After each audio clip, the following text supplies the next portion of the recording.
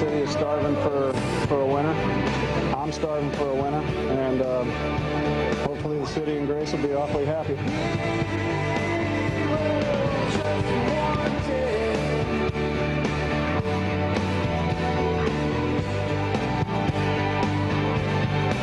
I mean, you couldn't ask for any more than this right now. I mean, this is you know, every little boy's dream to be out on the mound.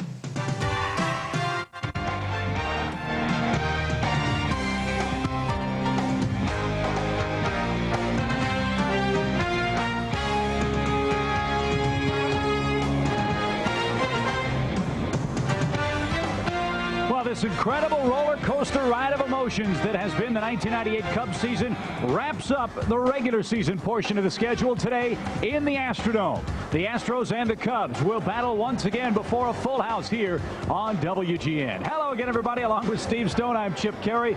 Welcome to what we think will be another crazy edition of Cubs baseball. And Terry Mulholland said it best. It's one game, winner take all. Every player's dream, every boy's dream growing up to play Major League Baseball and be in this spot. This is not a game for the faint of heart. For Terry Mulholland, when he left this ballpark last, it was in defeat and in embarrassment. But Terry Mulholland has a chance for a redeemer. He goes to the mound today, an unlikely starter. Terry Mulholland with the season on his shoulders. I think he's going to be good enough. Well, Terry Mulholland's been perfect as a starter for the Cubs. He has been extremely dependable, he's been extremely durable, and he's been extremely tough on the opposition. And we hope that happens today as the Cubs and Astros battle in another must-win situation here at the Astrodome in Houston, Texas. Starting lineups and more come your way right after this timeout. Chicago Cubs baseball on WGN. Brought to you by Brewery Fresh Budweiser, the official beer of Major League Baseball. The Discover Card, the card that pays you back with a cashback bonus award. AutoZone, the best parts in auto parts. Pepsi, Generation Next. ComEd, the official electric company of the Chicago Cubs. ComEd, what do you do with your power? And by Southwest Airlines, offering low fares and frequent flights. Southwest Airlines, the official airline of the Chicago Cubs. Now. Hey, Shaq, thanks a lot. Sorry. The 24-ounce six-pack, only from Pepsi. A little help, please, buddy. Catch the Cubs year-round from your friendly confines. Subscribe to Vineline, the Cubs monthly newspaper. Vineline is the inside line on the Cubs with coverage that includes player interviews, expert analysis, outstanding photography, and more. Vineline makes a great gift for any occasion. Call 773-404-CUBS today and receive a free gift with your subscription. Rates start at just $19.95. To order, call 773-404-CUBS. It's a packed house here at the Astrodome on the final Sunday of the 1998 regular season. The only question is, will there be another Monday in the regular season? A lot will depend on what happens to the Cubs today, and what happens to the New York Mets today, and what happens to the San Francisco Giants today. The Mets are playing down in Atlanta, and it's great news for Cub fans. The Atlanta Braves lead New York 5-1. The Braves are batting in their half of the fourth inning. Hideo Nomo is on in relief of New York starter Armando Reynoso, and Greg Maddux is pitching for Atlanta as they now move to the top of the fifth inning. So the Mets, one game behind the Cubs and Giants, will have to come back big time just to have any faint hope of pulling into a tie. Meanwhile, for Sammy Sosa and the Cubs, their task very simple. If they win, they at least know they will play Monday. If they win and the Giants lose, the Cubs know they'll be playing in Atlanta against the Braves in the first round of the National League playoffs. The Giants will get going in Colorado in about a half hour or so.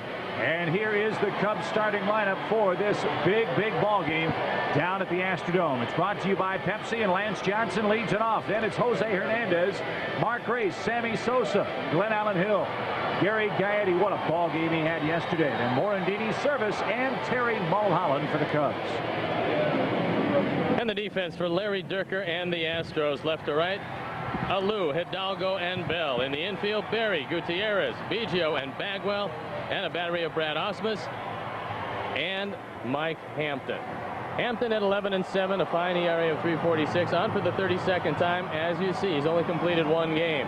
He's had a pretty good year, but not a great year by his standards, because it was last year when he started to put everything together and become a mainstay in this starting rotation.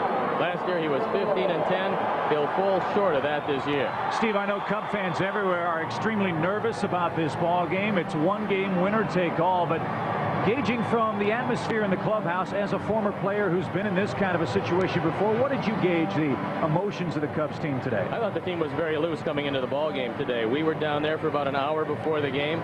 The music was blaring. Everybody was going about their business. They were talking to a few more media than they normally talk to, but I believe this team is ready to go. I think they realize that if they continue to win, they control their destiny in their hands, and that's the only thing you can ask for. It's a lot worse situation to be the Mets and know you need some help, and it doesn't look like the Mets are helping themselves early in that one.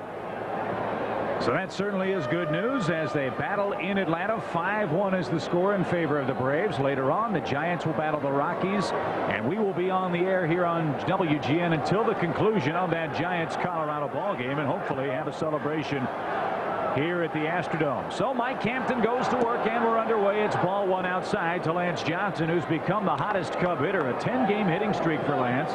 8 multi-hit games during that stretch, and he's got his average at .285 on the year. And amazingly enough, Lance Johnson has just killed Mike Hampton. 7 for 12 with a .583 lifetime batting average, so he doesn't mind this lefty-lefty situation.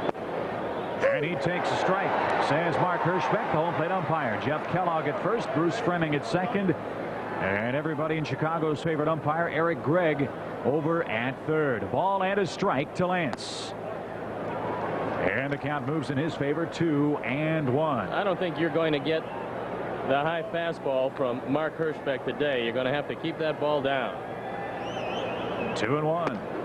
And he kept that one down. It's right through there to even the count, 2-2. Arnie Harris felt that Eric Gregg has lost a lot of weight, looks a lot better, and to me, he looks much better after making that call to end the ball game yesterday. No question. The 2-2 is popped up left side. Sean Berry behind third. In foul ground has it, and Lance Johnson pops out to open up the ball game.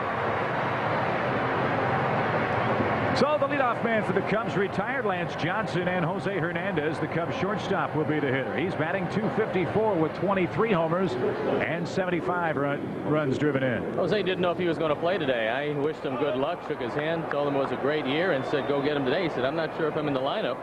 And he had to go and walk and take a look at the lineup and saw his name in the number 2 spot. Let's hope it's a big day for Jose, who's had a big year for the Cubs. Swing, and he missed that one. 0-1. Career highs with homers, with RBIs. Where would the Cubs have been without the career year he has had this year? Remember, he wanted to be traded by the Cubs in spring training because he felt he wasn't going to get enough playing time with Blauser and Kevin Ory and Mickey Morandini manning the infield spots. Funny how things work out, though. And a good breaking ball is strike 2 call. Jose has always hit Hampton well. 6 for 16 with a couple of doubles and a couple of triples. But lately they're showing Jose a steady diet of off-speed pitches and then sinking the ball away from him. A ball, 2 strikes. Terry Mulholland will go today. If there's a tomorrow for the Cubs, it would be in all likelihood against the Giants at Wrigley Field, and Steve Traxel would be the Cubs starter. Before the game, Steve Traxel was talking to Phil Regan about pitching on the sidelines today. And Phil said, well, if we have to go to tomorrow, you're pitching. So Traxel means that means I can go have a donut. He said, go have a donut because you're not throwing on the sidelines today. We might just need you for tomorrow. Everybody better be ready today just in case. The 1-2 just missed. And the count now moves to 2 balls, 2 strikes. Well, so many great stories this year in baseball. Certainly this Houston team one of them, the Cub team another. And a great way to wrap up the regular season here at the Dome. Bouncing ball hit toward the shortstop, and under the glove of Gutierrez into center field. A very softly hit ball. Gutierrez should have made the play, but he didn't. We'll have to wait to see how it's ruled, and it should be ruled an error. This is the last play yesterday. Moises Alou on third. Ron Beck looking for 50. Dave Clark taps the ball to the right side. Beck misses him, hits him in the back, but Eric Gregg ruled that he went out of the baseline to avoid the tag. Hence, the Cubs went home very happy. Mark Grace takes a strike. The Astros were incensed at the call. You could just imagine what the Giants were thinking in their clubhouse. They were watching the game yesterday. Well, Larry Dierker looked for a second, saw the outcome on the appeal, and then went right back into the clubhouse. Because for him, yesterday's game meant nothing. Quite obviously for the Cubs, it meant everything, and they got the benefit of the call. So it's the Cubs and Giants atop the wild card pile. A Cub win, a Giant loss, and the Cubs are in the postseason without a playoff. The pitch downstairs, and Grace had 2 balls and a strike with Sammy Sosa waiting on deck. The Cubs have not done a great deal of running. You don't expect them to be running here with a left-hander on the mound. Osmus has a pretty good delivery, and obviously you don't want to run and get yourself taken out of an inning with Sammy in the on-deck circle. But then again, if you ground into 2, Sammy's going to lead off the next inning. So Jose Hernandez is going to have to go in hard at second and try to break it up on a double play. Grace, as you saw, 1 for 8 in the series, but they hit a big one. The stretch and the pitch way outside. Now Grace really in the driver's seat. 3 balls and a strike. Well, now I think it would be wise to send Jose Hernandez. If it's out of the strike zone, Mark is not going to swing at it. If it's in the strike zone, he's going to put it in play. Big lead at first. Runner doesn't go. The pitch rifled down the right field line. That ball fair. Jose around second on his way to third. Bell up cleanly in right. They'll stop Hernandez. It's third. Grace with a double, and the Cubs in business here in the first. If they set him, they might have been able to score him. As it is, though, 2 are on, 1 is out, and Sosa with a chance to put the Cubs up early. When Hampton fell behind Grace, he's just looking one thing. Fastball middle in. And he got this fastball out over the plate, took it down the line. And Jose Hernandez stopped at third by Tom Gamboa. He was not running on the play, but the Cubs will take runners at second and third. Only 1 out for Sammy. And a big standing ovation for Sosa, well deserved for what he's done on the field. But how about what Sosa, Henry Rodriguez, and Manny Alexander did off the field yesterday?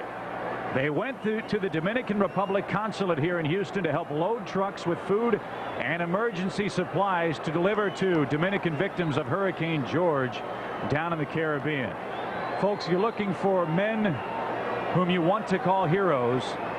Look no further than Sammy Sosa, Henry Rodriguez, and Manny Alexander. And through the Sammy Sosa Foundation, they are raising a lot of money and supplies for the victims of the hurricane.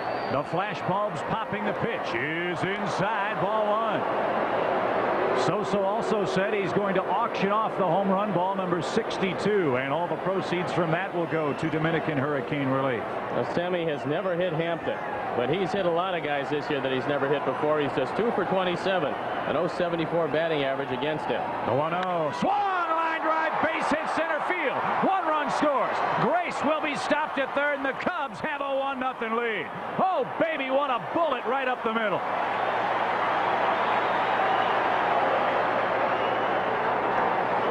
That ball was a rocket. For Sammy, RBI number 158. Hampton throws it down the middle, and these days you can't make any mistakes on Sammy Sosa. So now runners at the corners, only 1 out, and the Cubs lead 1-0. That's exactly what the Cubs were hoping, to get an early lead here, put the pressure on the Giants, send a signal to the Mets, and give Terry Mulholland as much leeway as he could possibly have, and he hasn't needed much for the Cubs in a starting role. First and third with 1 out for Glenn Allen Hill. The Cubs enjoy a 1-0 lead here in the first inning. The pitch is a ball low. 1 ball, no strikes. Hill along with Gary Gaetti. 2 huge signings for Ed Lynch and this Cub team in the final month and a half of this year. 1-0. Bouncing ball. Hampton spears that. Second base low throw. 1. Relay to first. 2. Double play. Oh, what a play by Hampton. A 1 6-3 double play retires the side, and the Cubs settle for one in the first. On we go to the bottom half at the Dome. What a ball game already. It's 1-0 Cubs. Cubs get a run in the first. 1-0 is our score after a half inning at the Astrodome in Houston, Texas. Here's a look at the Houston lineup. They've won 101 games on the year. Biggio, Hidalgo, and Bell. Then it's Jeff Bagwell, MVP candidate Moises Alou, Sean Berry, Gutierrez, and the battery of Osmus and Hampton. And the Pepsi defense for Jim Riggleman and the Cubs. Hill, Johnson, and Sosa left to right. Gaetti, Hernandez, Morandini, and Grace, and a battery of Scott Service and Terry Mulholland, who's been the rubber-armed left-hander for the Cubs this year. Looking for his 7th win, just his 6th start. And he's just been plain brilliant. 3-0, a 142 earned run average in his starts for the Cubs this year. And a man you want to keep off the base paths is the man that greets him first. Craig Biggio with 51 doubles, with 50 stolen bases, 20 home runs, 88 driven in, and a .328 batting average from the leadoff spot. I don't think they're going to have to worry much about the running game. I think that just Terry Mulholland's presence out there and his great move shuts down everybody's running game. Strike 2, swinging. It's 0-2. Well, we've talked before about Terry. We don't think a man has attempted to steal against him all year long. So if he does fall into trouble, he does shut down the running game, which is a big part of this Houston offense. 2-strike pitch to Biggio, and boy, he's keeping that ball inside, and he went around, 1 down. I think Biggio probably a little startled by that call of Jeff Kellogg. Didn't look like he went around far enough, but we'll take a look at it, and certainly a good way to start the game if you're Terry Mulholland. He cuts that fastball down and in. Biggio thinking that he would have the benefit of the call, but Jeffrey Kellogg says you went around enough.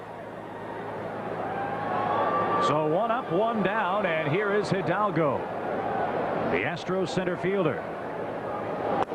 And he takes a strike. He's hitting an even 300. Here's Mr. Hidalgo. I'd like to see Hidalgo off base when Derek Bell comes to bat, because he has been tough on Mulholland. And not only that, by his own admission, he is really pressing to get to 200 hits. He has 197 coming in. Well, let's hope he doesn't get there. Hidalgo swings and falls behind 1-2. Well, Biggio leads him in the hit parade. He's got 210 hits for this Houston team. This is a very good ball club, one that I think nobody in the National League wants to play in any round of the National League playoffs. Well, if the Cubs do get in, the only way they could see Houston, if the Cubs beat Atlanta, Houston beats San Diego, and they would have a return series that would kick off right here in the Dome. And the Cubs have played very well here. That just missed inside to count full 3-2. Cubs have won 3 of 5 here at the Dome. Gave 1 game away. 3-2 to Hidalgo. The pitch. Swing and a miss. Struck him out. 2 up, 2 down. Let's take a look at the double play that ended the inning, and a fine play by Mike Hampton, who was in a world of trouble, has it hit right back to him, spears it, makes a low throw, but Gutierrez, who had erred early in the inning, makes a redeemer on this return throw. So the Cubs, with all kinds of noise, come away with only 1 run. And Terry Mulholland off to a great start. 2 batters, 2 strikeouts. But the very tough Derek Bell. So Bell bats with the bases empty. He's had a fantastic year. 22 homers, 108 driven in. Has missed some time with a sore neck, though. He took himself out of a ball game the other day with that neck problem. And let's peek at our Comet Power Profile. The Comet Power Profile is Derek Bell against Mulholland. We told you he was always dangerous against Terry, but more so when he's looking for that 200 hit plateau. Terry fires another strike. Man, oh man, he has been like a machine out there. 1-1 is the count. Well, Terry loves to live on the inside corner, and for right-hand hitters who try to crowd the plate or step toward the plate on their first stride, he's murder on them. 1-1. Bouncing ball, high hopper. It's going to roll foul at third base. 1-2. To be 40 again, huh, Stoney? and have the speed that Gary Gaetti has. He scored on a very shallow fly ball. Everett made a great throw. That ball in left center field. Everett going away from the throw, almost like a shortstop on a double play. Got the ball on one hop, but Gaetti just flashed by Tony Eusebio. He couldn't even react fast enough to get a tag on him. Oh, man, I was hoping he'd slide. He didn't need to, though. And the Cubs won. The pitch. Swing and a miss. He strikes out the side. Oh, what a statement by Mulholland. He's saying, give me one, boys, and that might be enough. We'll see if that's the case. Cubs 1, Astros nothing after 1.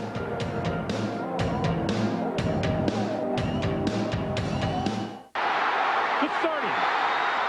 Dragged down from behind inside the 20-yard line by Calvin Branch, and Deion Sanders has put the Cowboys right back at the goal line door.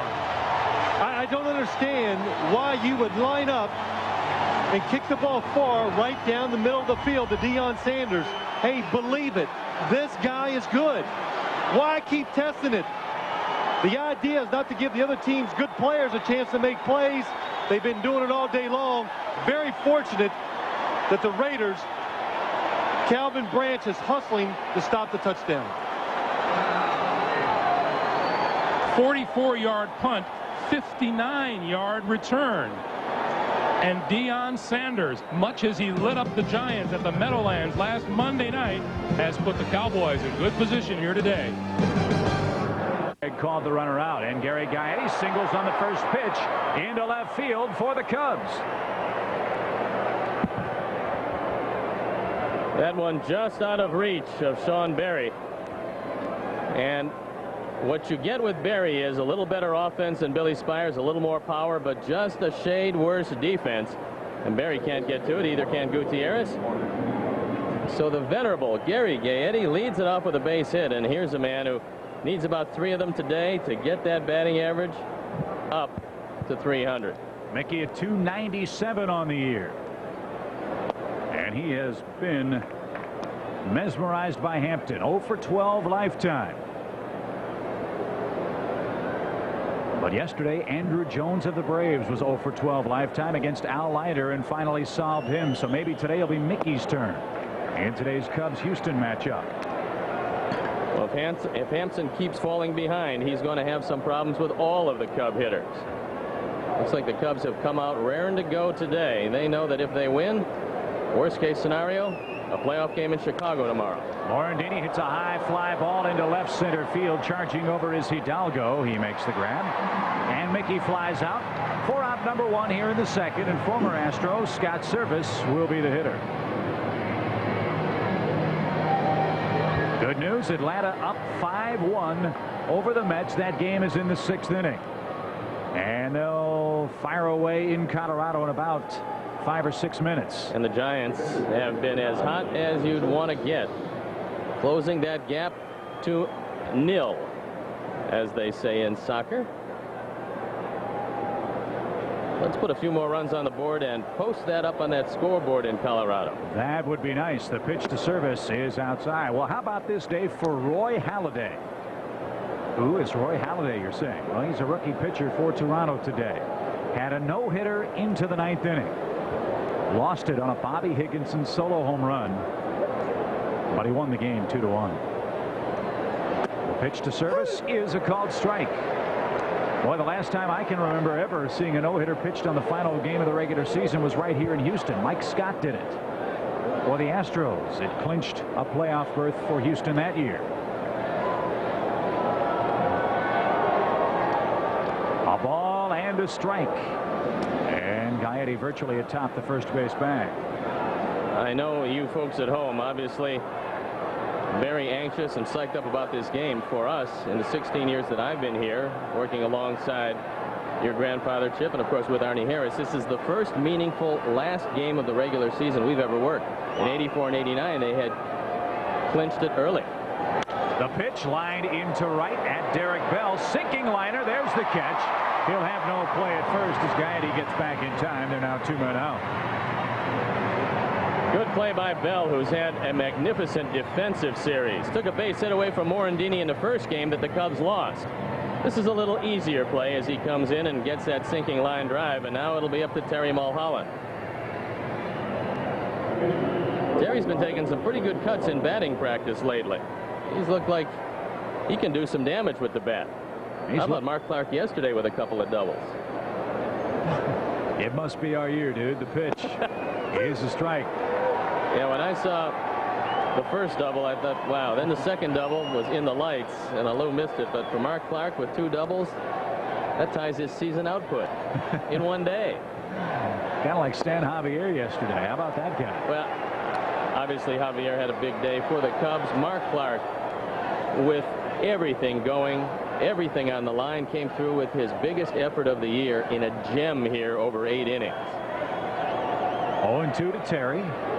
And he looks at a ball low and in. He had a shot of Orlando Merced. He's the man that took a ball right off the ankles and hit the sacrifice fly that scored Gary Gaetti. It was a great piece of hitting. He fouled off what seemed like a pretty good pitch to hit on 3-1, and on 3-2, just protecting, he was able to flick it into left center, and the Cubs, who had trailed 1-0 all game, had tied it up. The 1-2. A good stop by Osmus.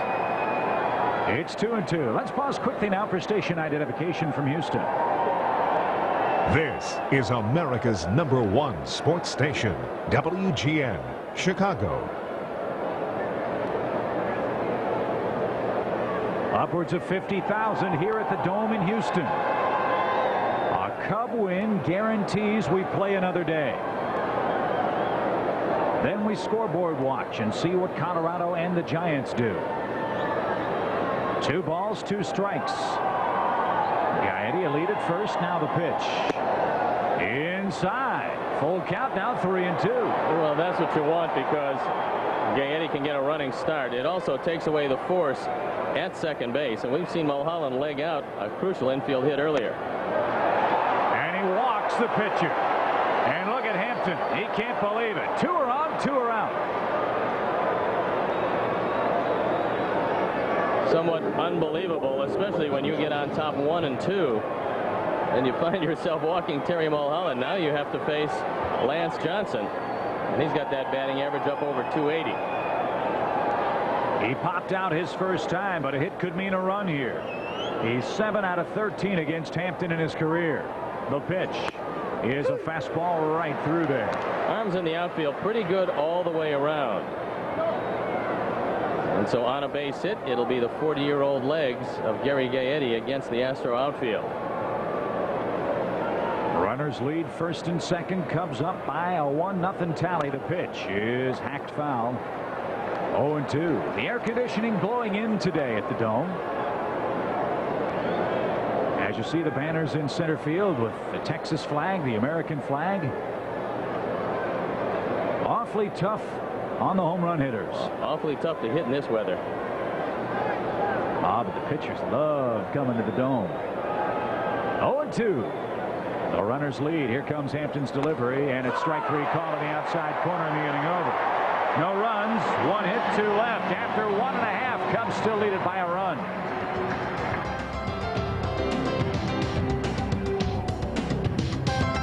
Crew Chip Caray from the Dome in Houston, Texas. It'll be the heart of the Astro order, started by Jeff Bagwell against Mulholland, who struck out the side in the Houston first. On a pace to fan 27 men. Don't think that's ever been done before, but maybe today will be the day. Stranger things have happened on the last day of the season. Yes, they have. And that would be very strange. 1 ball, no strikes to Jeff Bagwell. A high fly ball hit to left. He got under it. Glenn Allen Hill camps out. And now Mulholland on pace to strike out 26 men. 1 away. Well, the man coming up has meant everything to this team, and that's Moises Alou. Talking with Larry Dierker, he said, yes, in the last month, it's been Craig Biggio hitting everything in sight, but all year long, Moises Alou has been the heart and soul of this team. They have a lot of thunder in this lineup. They lead the National League in runs scored, and Moises Alou is a huge part of that. 24 driven in. The man's hit .312. And I don't think anybody expected him to put up those kind of otherworldly numbers. They knew he was going to be a good player and fit in very well offensively with this team. But I think everybody in Houston was very pleasantly surprised with the ungodly offensive output he gave them this year. He's also surrounded by a lot of other good hitters, and I think that always makes you a better hitter. And in this case, it's certainly made Alou a dangerous hitter. And also a man who can request a trade, if I'm not mistaken, at the end of this year. He was traded in the middle of a multi-year deal that he signed with the Marlins. Right, he can indeed do that. Let's hope he requests a trade either out of our division or to us. And he rips that ball foul. 2 balls and a strike. Last couple of years, he had hit 23 home runs for Florida, 21 home runs for Montreal. That was in 97 and 96. Before that, his previous best home run year was 94. He hit 22.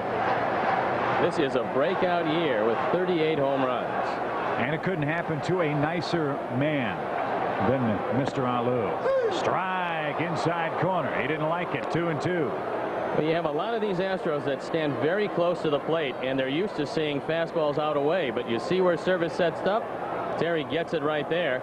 And if you stay there, you're going to get the benefit of the calls. He did in the first inning. He's battled back even. 2-2.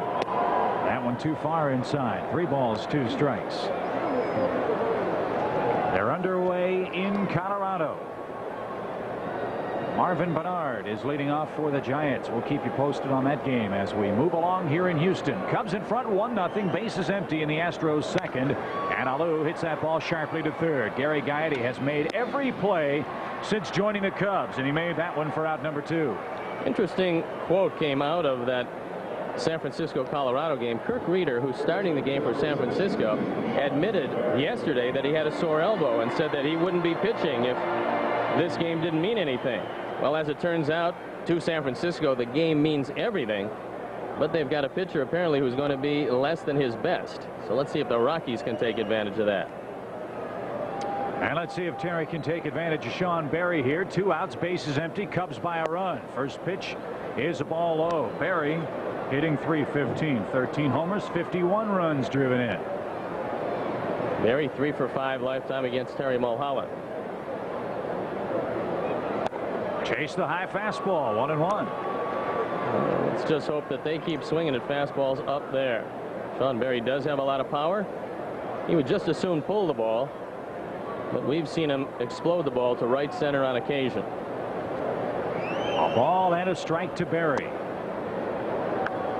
They are through 6 innings in Atlanta. Braves 5, Mets 1. Dennis Martinez is pitching for Atlanta now. Greg Maddux started for the Braves. 2 balls and a strike. 2-2. Terry is crowding all of the right-handers, and he's making sure that he keeps that ball right in on their fists. So a lot of thumb burgers early on, and that's a good idea. Don't let these big, strong Astros get their arms out over the middle of the plate, because they will take you deep. 2-2, bases empty. Struck him out. Wow, he struck out 4 through 2 innings. After 2, Terry Mulholland and the Cubs lead the Astros 1-0.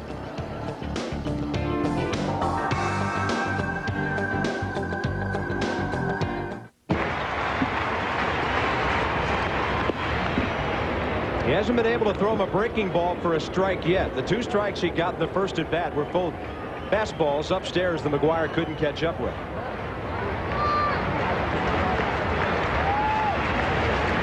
1 ball, no strikes. This is one of the few teams that does not employ the infield shift against the pull hitter McGuire, who on August 20th in the first game of a doubleheader at New York took Willie Blair deep for his 50th home run. First man ever to do it 3 years in a row. Obviously, he's gone way beyond 50. And the 1-1 pitch. There's the drive. Left field. See you later. 69.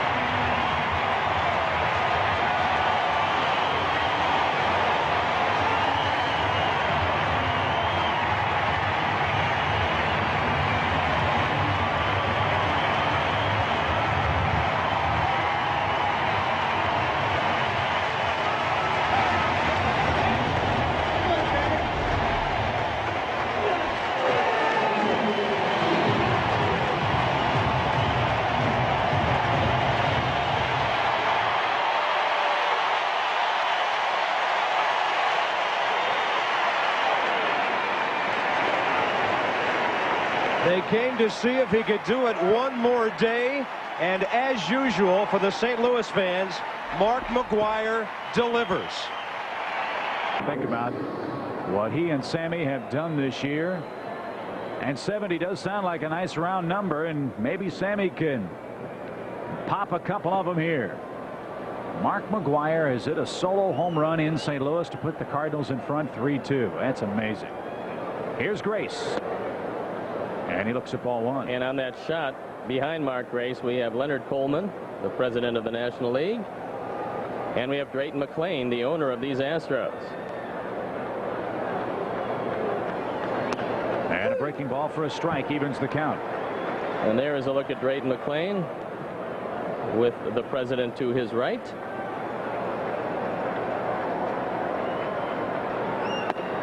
That's inside. 2 balls and a strike. Well, you have to tip your cap to Drayton McClain. He bought this Astro team. He bought the Astrodome. They've suffered a lot of financial losses here. He's kept the team together. They made the commitment to go out and get Randy Johnson. It's paid off in huge crowds. It's paid off in a Central Division championship. They're going to get a new ballpark.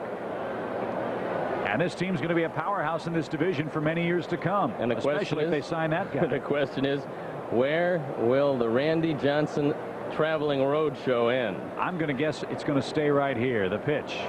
Strike 3 called, and Grace knew it. He was looking for something else. 2 down. I talked with Leonard Coleman before the game, and he said to pass along there's a couple of distinguished umpires going to retire, and that's Harry Wendelstedt and Jim Quick. And they will be retiring after this season, and they will work for Leonard Coleman evaluating umpires. And another standing ovation for Sammy Sosa.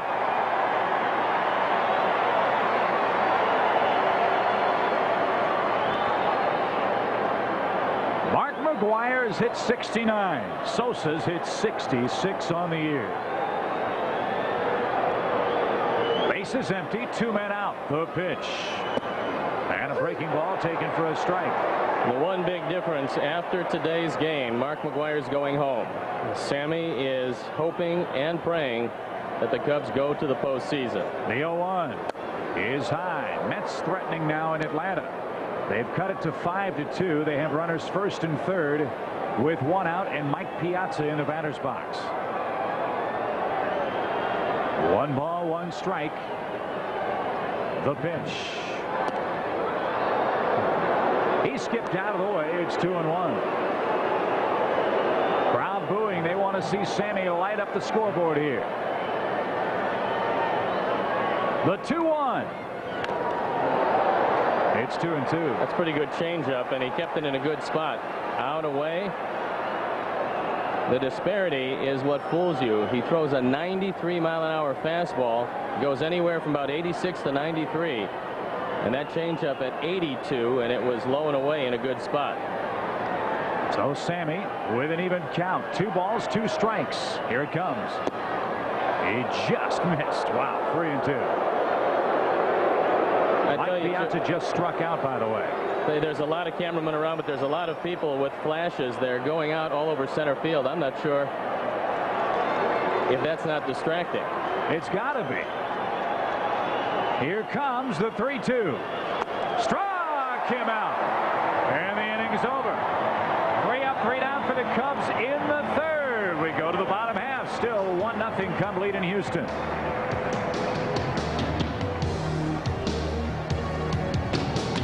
You don't mind.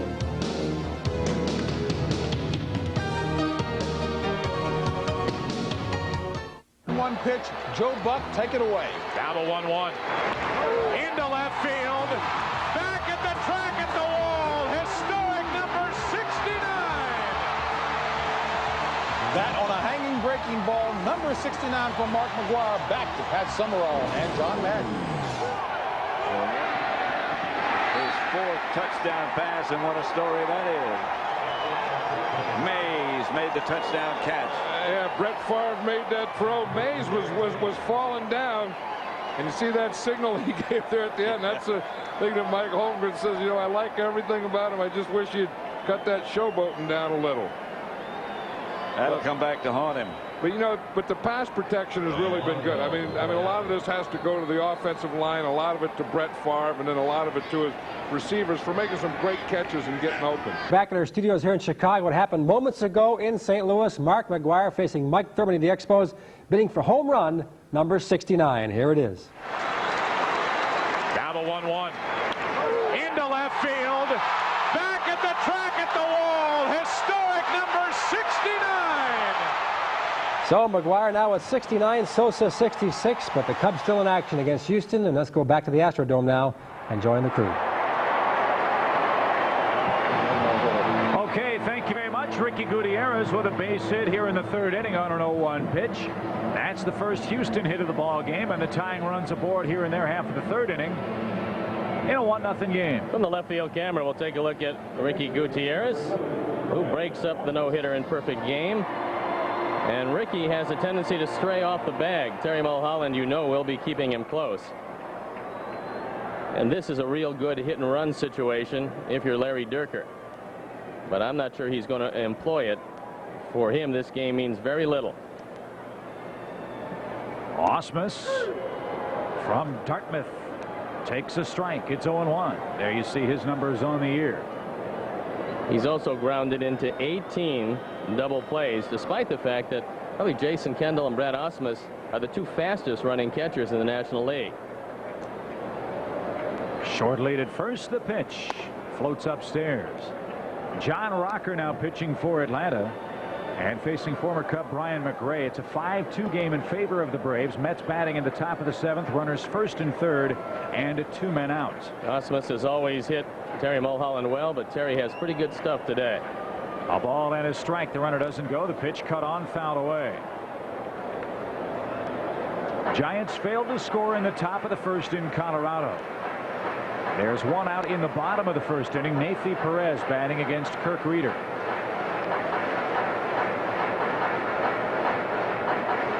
Here it's 1-0 in favor of the Cubs. Astros have a runner at first and nobody out.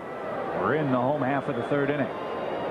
Mulholland steps off and sends Gutierrez back to the bag.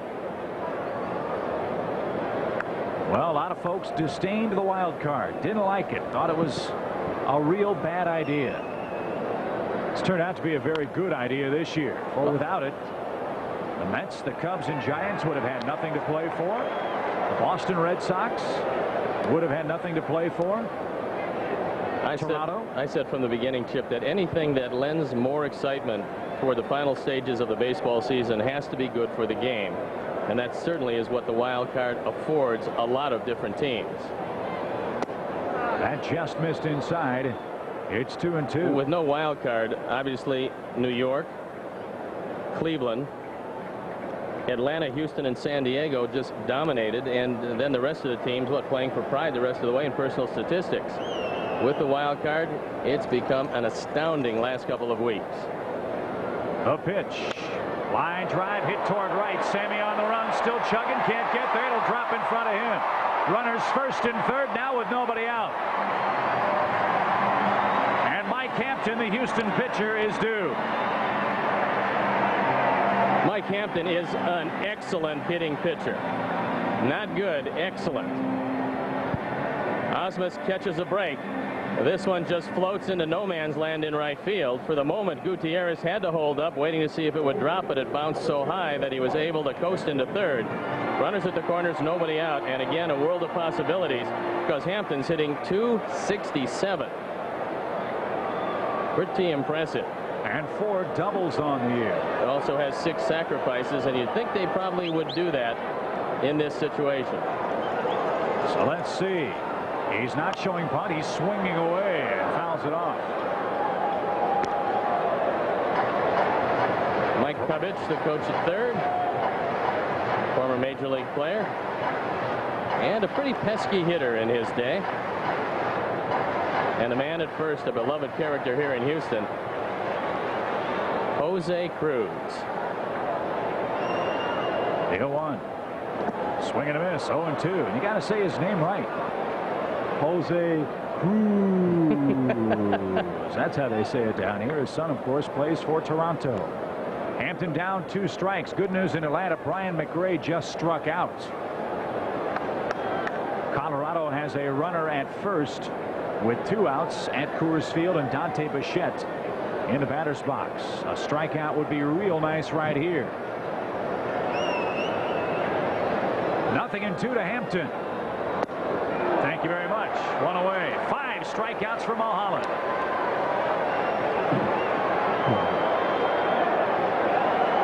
Runners first and third, 1 away, and here is Craig Biggio. Despite the real good speed that Biggio possesses, he has grounded into 10 double plays this year. But he is one tough customer, especially in the clutch. So a tough assignment for Terry Mulholland. The infield now playing back. They're at double play depth, looking for 2 to get the Cubs out of the inning. Terry stretches and fires inside, ball 1. Terry living on that inner half of the plate in the first 2 innings plus of this ball game. We'll see what adjustments the Astros make, if any.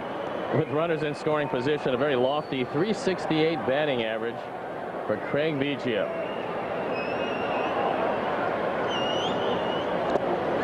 Out in front, 1 ball, 1 strike.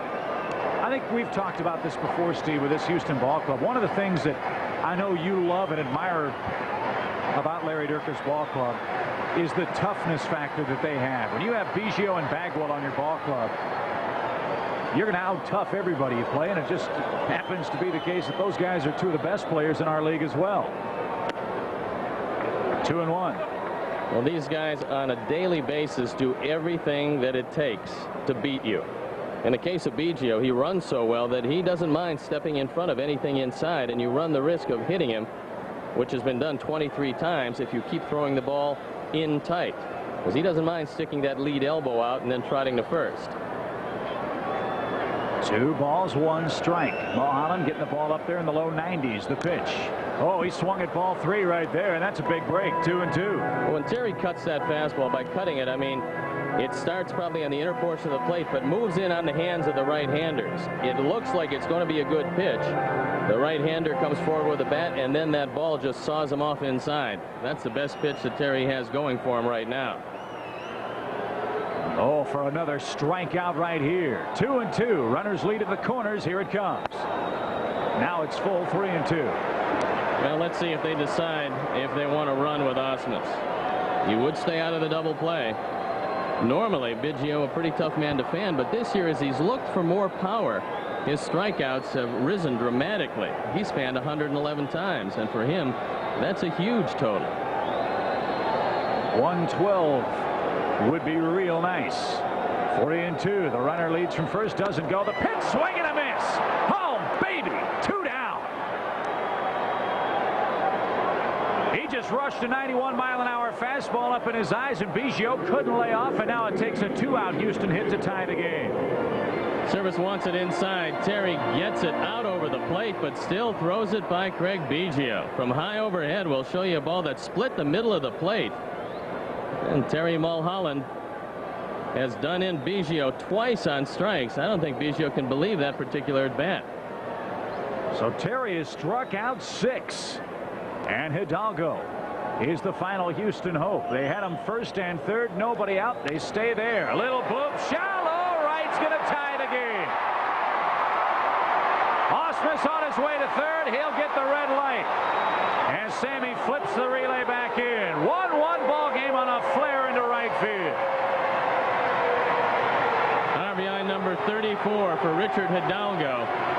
That's just a case of some bad luck. Mulholland makes a good pitch, gets 2 big strikeouts, looks like he's on the verge of getting out of it, and lo and behold, on the inside fastball, an inside-out swing, a little looper to right, and it ties the game. RBI 34, and now you have to face one of their better hitters, Derek Bell.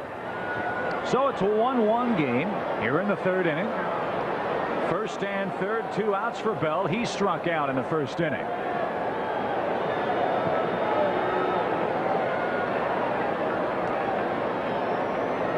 Derek Bell, with 22 home runs, stands in. The pitch. Here's a strike. 0-1. You just hope that Hidalgo, who is a very young player, takes some sort of liberties at first base. because Terry can pick him off and get out of the inning. But Jose Cruz just whispered something to him. I don't think they want him to take much of a lead at all. No balls, 1 strike. Cubs 1, Astros 1. 2 on, 2 out in the third. The pitch. Nasty delivery, 0-2. Boy, his ball really is biting here indoors. And if you throw it low and in again, then a lot of pressure on Scott's service, because he's got Brad Osmus, pretty good runner, 90 feet away, representing the go-ahead run. I'm thinking with Bell, you got him 0-2. Throw some face-high fastballs, make him tantalizing. He won't catch up to him up there, and you can throw it by him. 0-2. Let's see if that's what Terry has in mind here. The pitch. Breaking ball struck him out. He strikes out the side again. Mulholland has retired 7 Astros on strikes. He scatters 3 hits in the inning, but he does surrender the lead. It's 1-1 heading to the Cubs' 4th.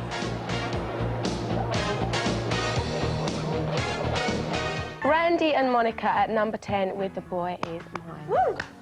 Hey! Go, girl! Oh, spice. Takes us back to the gutsy performance turned in by Terry Mulholland in his last start Tuesday in Milwaukee.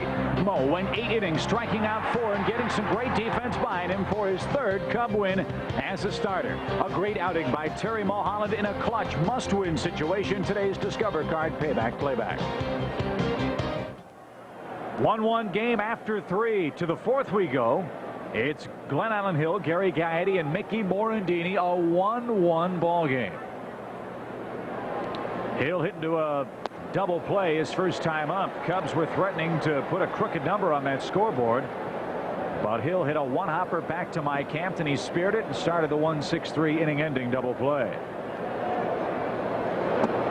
The Braves have gotten that run back. They lead now 6-2. Eddie Perez with an RBI double in the 7th inning. Trying to put an end to the Mets' misery. 1-1. 1-2. And the Mets know a loss and they go home. End of story. No miracles. And even if they do win, odds are still fairly slim, but they would have hope. 1-2 to Glen Allen. A roller foul past third. Giants have a runner at second. 2 men out in Colorado. Brian Johnson is facing Jamie Wright. That game scoreless after 1. Here it's 1-1 in the 4th. Henry Rodriguez might still play a pretty big part in this one if they go to their right-handers in the bullpen. I don't mind the right-handers, but I don't want to see Mr. Wagner. The pitch. He chased a high pitch and strikes out. That's 4 of those for Hampton. Well, if you see Wagner, it's because they've got the lead. Exactly. So let's see Wagner in the postseason. As Glen Allen Hill goes down on strikes. This is a high breaking ball. Actually, it's a hanging slider, but it's hung so high that Glen Allen Hill cannot catch up to it. And sometimes breaking pitches that don't break are equally as effective, especially if they hang up and out of the strike zone. So Gary Gaetti is the Cub batter. He singled in the 2nd and was left stranded. Let me ask you a question about the gamesmanship aspect of these final games. The Astros know they have very little to play for here. They're tuning up Hampton. They see that the Mets are getting clobbered by Atlanta. How long do they go with their A-line players here? I think they go all the way. I think for the integrity of the game, that's what you do. And the one thing that Larry Dierker has said this entire series, he gave a lot of time off when they clinched early last year. And his team came out flat in the playoffs. That's what he wants to avoid this year. And we've seen their best in both of these games. Gaetti hits a shot toward third. Barry backs up. Good stab. High throw, but Bagwell to the inside portion of the bag makes the grab. And there are 2 men out. Well, it is adventuresome with Sean Barry at third. He's got pretty decent hands, but his arm has given him problems throughout his career. And he's got the long throw across the diamond. So you see the shift of weight by Bagwell as he goes into foul territory to make that play. So Hampton set down 6 straight men, and Mickey Morandini the batter. Mickey fly to center his first time and still looks for his first career hit against the Astro left-hander. Mike Hampton started his career in the Mariners organization. I told Mickey a bunt up the right side would be a good play because Hampton falls off the mound to the left side. 2 balls, no strikes. Mariners traded Hampton to the Astros for Eric Anthony and Mike Felder. That worked out very well for that Seattle bunch. 2-0. Well, the Mariners have been searching for a left fielder about as long as the Cubs have been searching for a third baseman. And Eric Gregg couldn't make the play. And the crowd lets him hear it. Randy Johnson, Kerry Wood, both fireballers, both with big strikeout totals. And we will probably see Kerry if we get far enough in the playoffs. 2 balls and a strike to Mickey. The pitch is high, 3-1. Scott Service waiting on deck. Giants failed to score in the second. Mickey knows he's going to see a fastball here, and that's when the lefty-lefty advantage evens out. And he took it for a ball. So a 2-out walk to Morandini.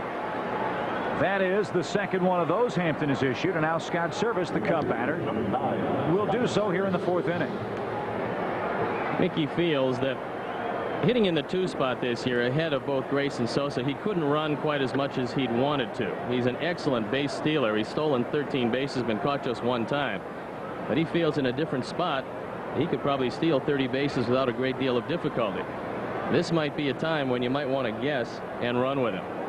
Pretty good lead, not going this time. Service whacks away at the first pitch, grounds to the shortstop. He'll flip and it's dropped. Everybody's safe. Oh, baby, Biggio dropped it. Well, he may have thought there was a double play in order. There wasn't. Well, that's exactly what happened. All he has to do is catch it and stand on the bag. Biggio lost track of the outs. And here you see a great player making just a terrible mental mistake. Biggio was looking to throw this ball to first base. There are 2 outs, Craig. That is most embarrassing for an excellent player. And watch it again. That should be the inning. Instead, the Cubs have a break for Terry Mulholland, who walked his first time up. A hit could mean a run. Swing and a miss. News out of the American League. Shane Spencer has done it again. He just hit a grand slam for the Yankees. I like his chances of being added to the playoff roster for those Yankees. 7 home runs, 20 driven in his last 8-9 games. Is that possible? 0-2. Unbelievable. It's very possible. So Terry will have to protect the plate here. No balls, 2 strikes. Cubs 1, Astros 1. 2 on, 2 out. Lefty against righty. The pitch sails away. If we can take advantage of that rare mental mistake on the part of Craig Biggio, it could bode well for the rest of this endeavor. Not one of Biggio's better days. A couple of strikeouts and losing track of the outs in an inning. Well, let's not get him too fired up, because he can single-handedly beat you if it comes to it. The 1-2 almost hit him. 2 balls, 2 strikes. The last time he walked Terry Mulholland and set up a possibility for Lance Johnson. Maybe Hampton's just afraid of the potent bat of Terry Mulholland.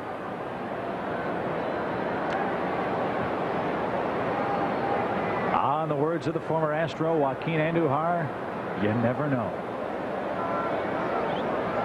2 balls, 2 strikes. 2 on, 2 out. Cubs 1, Astros 1.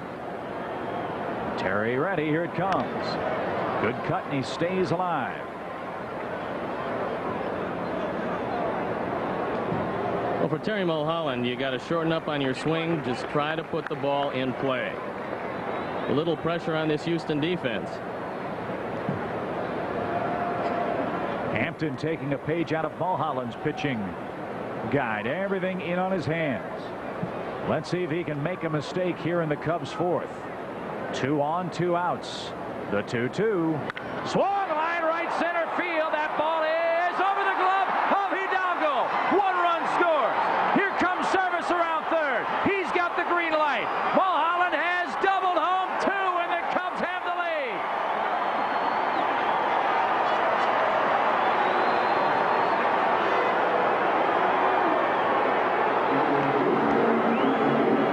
Terry Mulholland with RBIs 2 and 3. Mulholland helping himself with a rocket to center field. It was not well played by Hidalgo. Biggio opens the door. The Cubs come storming through, and they've got a 2-run lead. So Terry Mulholland puts the Cubs back in front. Lance Johnson takes a strike. It's 3-1 in favor of the Cubs, and this ball was really tattooed. Mulholland gets it up in the zone, and Hidalgo just takes a bad angle to the ball. I don't think he realized it was hit as hard as it was. But that was a rocket, and the Cubs have the 2-run lead, courtesy of some porous defense on the part of the Astros. Yeah, the Biggio dropped ball at second really helped the Cubs here. Cubs 3, Astros 1. The stretch and the pitch. Skips up there. Osmus knocked it down. Jose Hernandez waiting on deck. Mulholland got a pitch chest high, and he ripped it into center field. Biggio lost track of the number of outs. He dropped an easy play at second, and the Cubs take advantage. What you hope a good team will do. 2 balls and a strike to Lance. He looks for his first hit of the day. The pitch. Low and away. It's 3-1. Boy, Hampton really nibbling out there. It was an error in the first inning when the Cubs scored their first run, and an error here in the 4th inning when the Cubs scored their next 2. Defensive mistakes have led to every one of the Cubs' runs. A little roller to the right side. Bagwell, close play, but he got him at first. And the inning is over. The Cubs, though, get 2 runs, a walk in air, and a double by Mulholland to take a 3-1 lead after 3.5.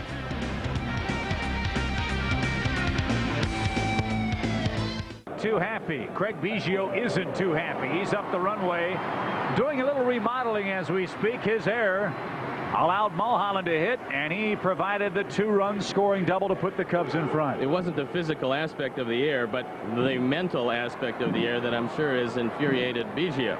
But that's good, because it means the Cubs have the lead as Jeff Bagwell hits. He flied out his first time up. Cubs 3, Astros 2.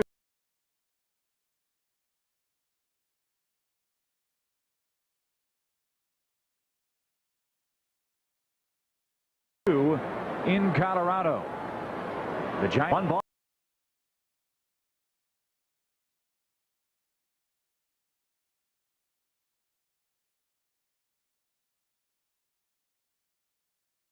Ball 1 strike.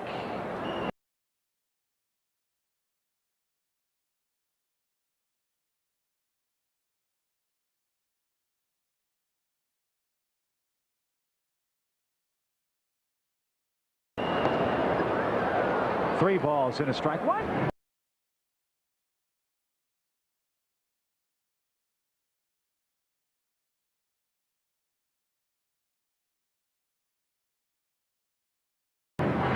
The Ferguson-Jenkins era when guys made a living on the inner half of the plate.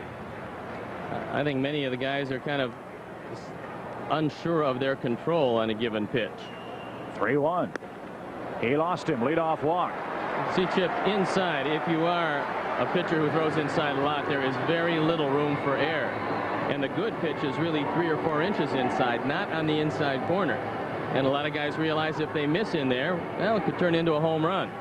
In this game, so few of today's pitchers show a willingness to pitch inside. I guess that's one of the biggest criticisms of the game now, is that unlike your era, the Bob Gibson era, the Ferguson-Jenkins era, when guys made a living on the inner half of the plate. I think many of the guys are kind of unsure of their control on a given pitch. 3-1. He lost him. Leadoff walk. See, Chip, inside, if you are a pitcher who throws inside a lot, there is very little room for error. And the good pitch is really 3 or 4 inches inside, not on the inside corner. And a lot of guys realize if they miss in there, well, it could turn into a home run. In this case, Terry Mulholland did indeed miss in there. And now he's got the leadoff walk. And 2, when you have guys like a Barry Bonds, like a Craig Biggio, like a Jeff Bagwell, all armored up and hanging out over the plate. Mo Vaughn, another example. It's awfully tough to have confidence when they're hanging out there and they can turn so very quickly on that inside pitch. Jason Kendall, another guy who doesn't mind getting hit. So the tying runs in the batter's box, perhaps. It's Moises Alou, and he looks at a ball. He's grounded into 13 double plays this year. And on this very quick artificial surface, even guys who run well will ground into a lot of double plays. because if it's hit right at anybody, it becomes a fairly easy 2. Alu grounded to third his first time up. One of those would be real nice here. Bagwell short lead. The stretch and the pitcher roller is foul. Marvin Bernard got a leadoff walk in the third inning for the Giants. That game scoreless in the third. Man, there's nothing quite like excitement on the final day of the season. And we're delighted you're with us wherever you may be. Hopeful that the Cubs can hold up their end of the bargain and win today to have a chance to play tomorrow and beyond. The 1-1. Line drive right field. That'll drop for a hit. Sammy over quickly. Plays it on a hop. No advance by Bagwell. First and second. Nobody out. Unfortunately, that ball was hit so hard that Bagwell couldn't even think about going to third on the Sammy Sosa arm. Sammy right there to catch it on a hop, and now they're going to talk about what they want to do and how they want to defend this situation. Moises Alou reaches down, drives it into right field. Sammy right there on the hop, and Bagwell was frozen at second. Barry is hit into 8 double plays. Barry has 1 sacrifice. I would be amazed if they bunted with him here. Here's a guy that hasn't bunted all year, and if you do bunt, you run the risk of him bunting into a double play.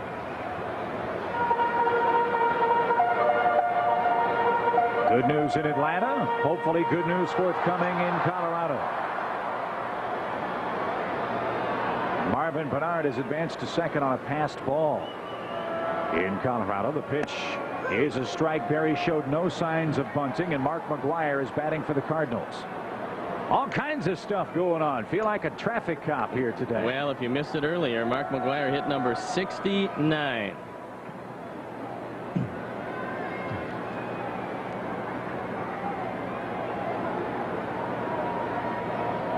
No balls and a strike to Barry. Runners lead first and second. There's nobody out in the Astros fourth, and Mulholland gets ahead 0-2. You have to keep a close eye on Bagwell. Friday night he stole third. Turned out to be a very big play. And Bagwell with 19 stolen bases been caught only 7 times. So if you're thinking about keeping this ball down inside in the dirt, you've got to try to shorten up that lead at second, and nobody's paying much attention to Bagwell. He's got a huge lead all the way out on that carpet. 0-2 to Barry. A long look. Now the pitch. Swung on. High fly ball into center. Lance Johnson's going to catch that. Bagwell thinks about tagging. He will not advance. Harmless fly out to center. And there's one man away.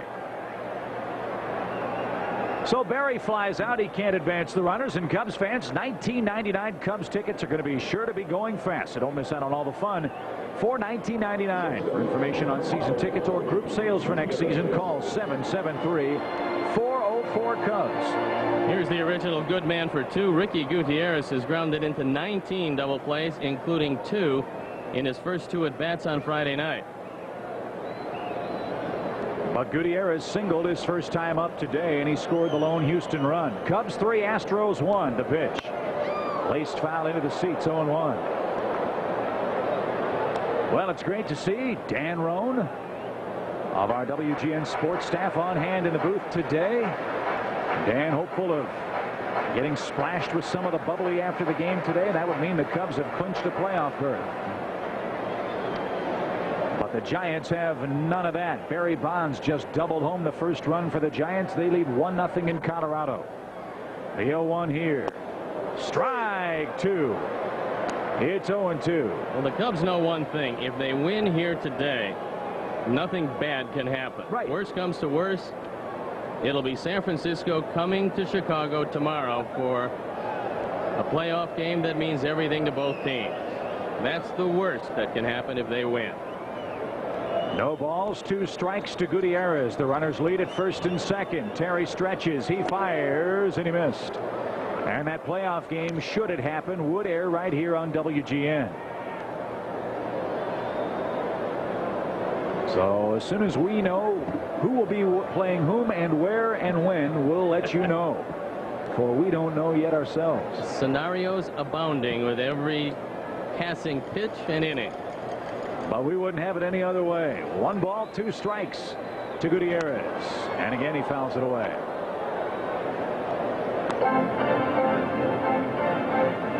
Just a nice little chopper in the infield, and you get two, and you get out of it.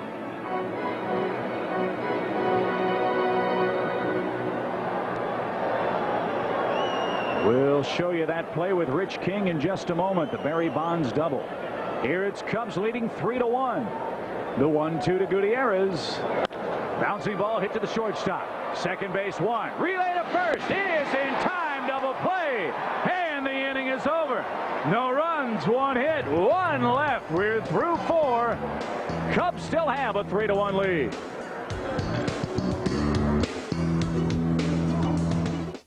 Chicago Our studios in Chicago. Well, bad news from Coors Field in Colorado and Denver as the Giants have taken the lead. There's Barry Bonds, doubles down the right field line, scoring Marvin Bernard.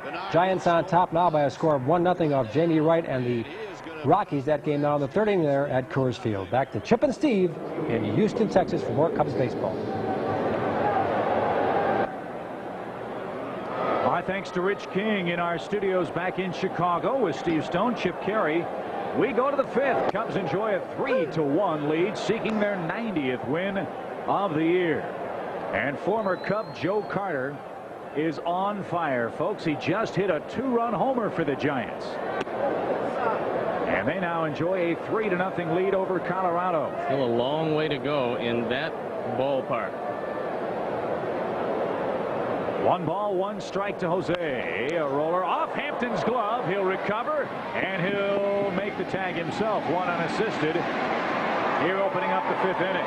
All 3 Cub runs should not have scored. So Hampton, deciding he's going to take matters in his own hands, knocks this one down, and he's able to make the play. Good effort by Hampton, and he's there waiting for Jose to arrive. So the Cubs have been handed a couple of gifts here. They've taken advantage of it. They lead by 2.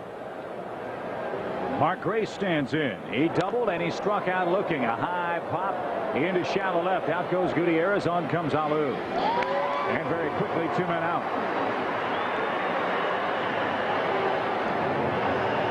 And once again here's Sammy Sosa. Sammy with an RBI single back in the 1st inning. He struck out swinging back in the 3rd. Mark McGwire hit number 69 earlier today for the Cardinals.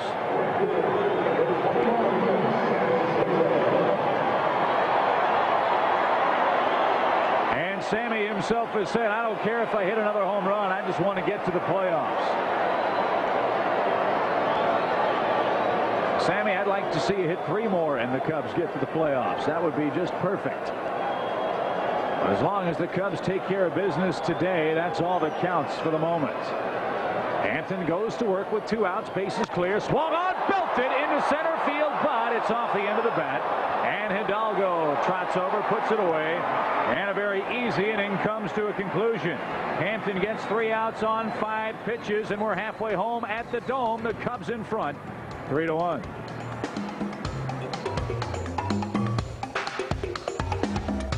Ausmus will lead it off for the Astros in their half of the 5th inning. Cubs lead it 3-1. 2 critical Houston Astro errors have really helped the Cubs today. Terry Mulholland has cruised right along. He's struck out 7 men. He's walked 1. He's given up 4 hits. And he provided the big tie-breaking double that scored 2 runs. Good article in the paper this morning about Travis Fryman and 1,236 games played without a trip to the postseason. Sammy Sosa has more, 1,238 games played. Ausmus hits a line drive into right field right at the aforementioned Sammy Sosa. A leadoff single here in the 5th. This lower portion of the order has been tough on Mulholland. So Ausmus 2 out of 2, and Cubs fans get out of the cold and into the fun in sunny Arizona as the Cubs get into gear at spring training. Visit beautiful Mesa, Arizona to watch the Cubs at Hohokam Park.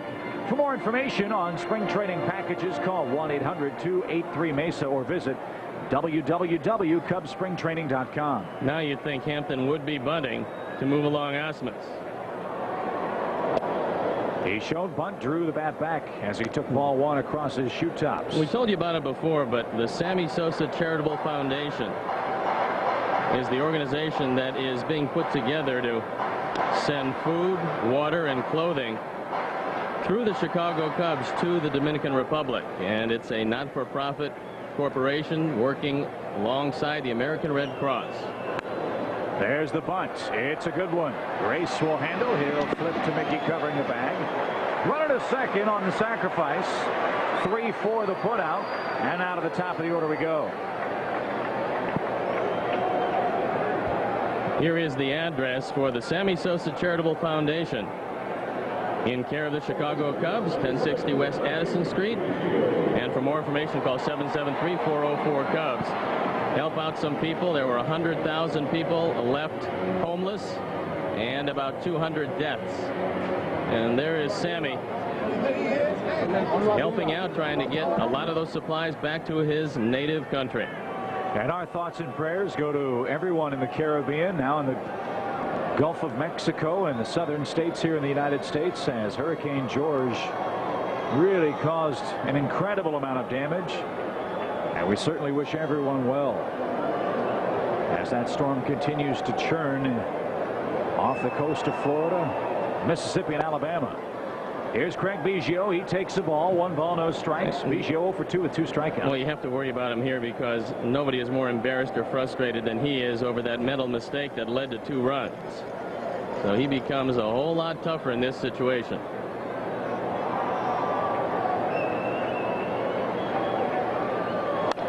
Fouls it right back. 1 ball, 1 strike. Let's pause for station identification.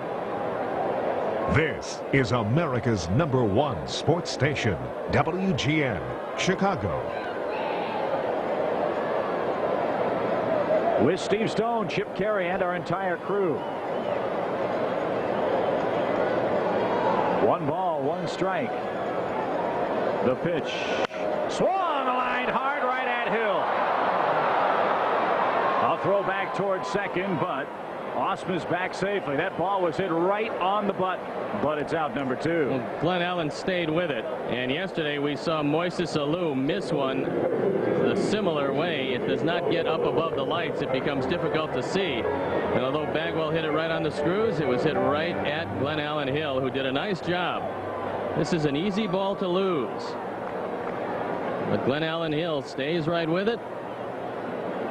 And you can see at the last second he makes the catch. That is not an easy play. And Mr. Biggio looks like he could use a hug right now. He's 0 for 3, 2 strikeouts, a line out, and a big embarrassing defensive lapse. Here's Hidalgo, the center fielder. He takes a quick strike. Runner at second, 2 outs, Cubs by 2. The Astros really chose between Bobby Abreu and Richard Hidalgo as to who to expose to that expansion draft. They chose Hidalgo, and they think he's going to be a good player. No balls and a strike. Well, we know Mr. Abreu very well. He tormented us when the Cubs battled the Phillies. They gave us fits this year.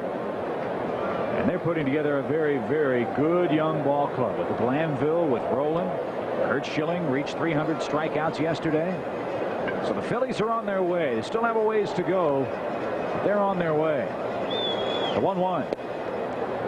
That missed, and the count moves into Hidalgo's favor now.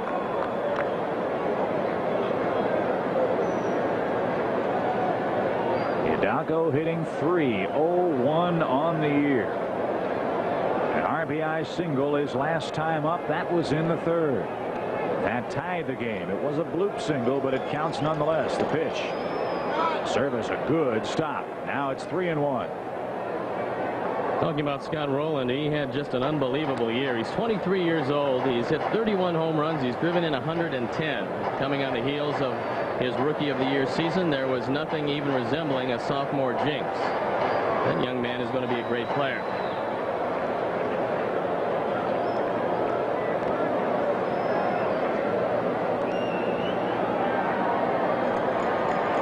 Three balls, 1 strike. Runner at second, 2 outs. Mulholland ready. Here it is. Lined into the seats. Look out, folks. That was a bullet. It went right at one of the vendors.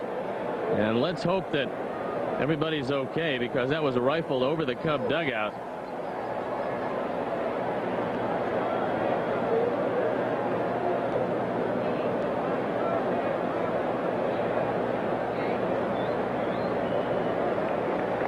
So everyone in the crowd is hushed. Hopefully that young man's going to be okay. Scary sight at the Dome. 3 balls, 2 strikes. Runner leads at second. That's Brad Ausmus. Well, cut that fastball in on his hands, and you got a pretty good shot at getting it. Foul back to the screen. Colorado got a leadoff double in the bottom of the 3rd, but failed to score. They go to the 4th inning now. Giants 3, Rockies nothing. I'd love to see this inning end right here with Hidalgo, because you've got Derek Bell, a strikeout victim twice, but always a dangerous hitter, ready to go in the on-deck circle. They go to the 9th in Atlanta. Braves 7, Mets 2. Mets 3 outs away from elimination. And a base on balls to Hidalgo puts runners first and second, with the go-ahead run now coming to the plate in the presence of Derek Bell, who has struck out twice. Bell drove in just 71 runs last year. He's already got 108, so it's been a banner year for him. He was talking with Leonard Coleman before the game about outside corners and how sometimes they get a little bigger for those Atlanta pitchers. He says, we got to do something about that. We got to make them get it over the plate. Doesn't seem to bother him when Shane Reynolds or Randy Johnson's pitching quite as much, does it? Bell looks inside at ball 1. Oh, he says, well, it doesn't affect me that much because I just take him to right field, but I'm talking about some of the other guys. Yeah. Derek got to run for office. That was a very wise answer. Well, those Atlanta pitchers certainly have earned the liberties that they're getting, because they hit the glove ridiculously consistently. The pitch fouled off his ankle, and that does not feel good. He already has a sore neck, and now he's got a sore ankle, and that caught him flush.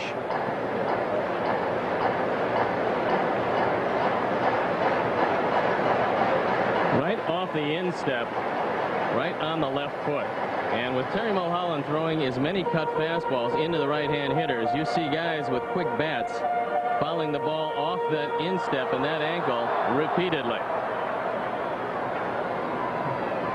The agony of defeat for Derek Bell.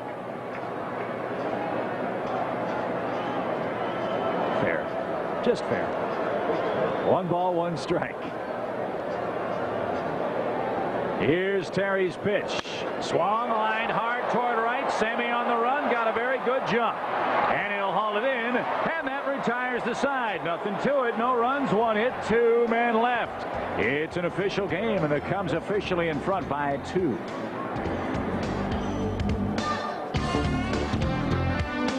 Favor of the Cubs with Steve Stone. Chip Carey.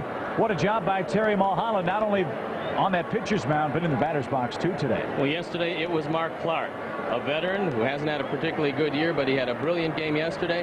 Today it's Terry Mulholland, who has had a good year, but he's also had a good day today. Yes, he has. An RBI double, a 2 RBI double that broke a 1-1 tie. Terry has shut down this Astro offense, keeping that ball in on their hands in the first 5 innings today. I'd like to see the Cubs get a few more runs, because these Astros come from behind wins, yes, especially in their last at bat, and they made it awfully uncomfortable yesterday. But today's a new day, and hopefully you're right. The Cubs can add some offense, starting with Glenn Allen Hill. And there's strike 1.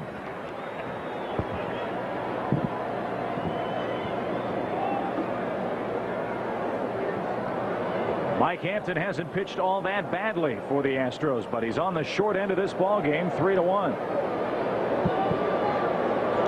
He'll rocket right back up the middle, a leadoff single here in the 6th. So he's 1 for 3 today, and that sets it up for Gary Gaetti and Mickey Morandini. That is the 5th Cub hit of the game.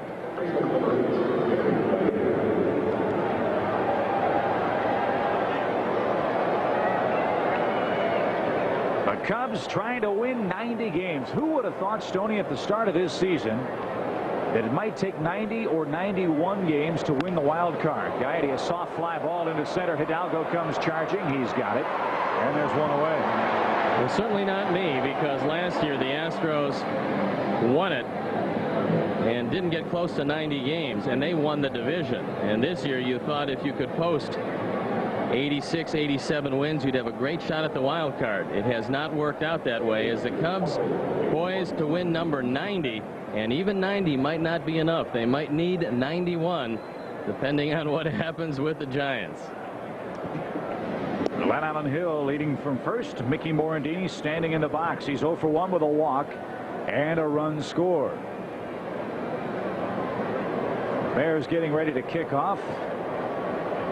In about 5 minutes or so, they entertain the Vikings at Soldier Field. Morandini rolls that ball foul. And out of play. For you football fans, here are your winners. Arizona beat St. Louis. Denver crushed Washington.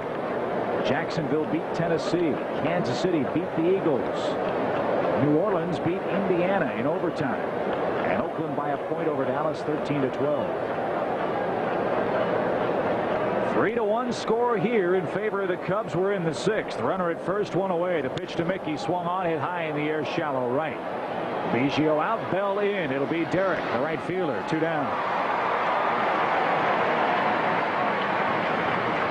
Morandini 0 for 2 and 0 for 14 now against Mike Hampton. And Scott Service, the Cubs' last hope here in the 6th. It was on the ground ball by Scott Service. And Craig Biggio lost track of how many outs there were, tried to make a return throw to first base before he had control of the ball. And then Terry Mulholland, with his offensive heroics, drove in 2. And that is the difference in this game. Service has scored today. And he takes a quick strike.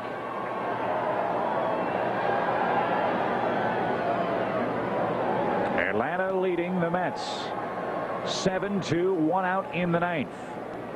The Mets 2 outs away from elimination. The pitch is fouled off Scott's body, 0-2. When you take a look at what the Cub pitchers have done with the bat, you'd have to say they had a pretty good year. Kevin Tapani drove home 11. Steve Traxel drove home 8. Terry Mulholland came in hitting .267. That will improve. And Mark Clark. How about Mark Clark with a couple of doubles yesterday? Get rid of that DH. Who needs it? No balls, 2 strikes to Service.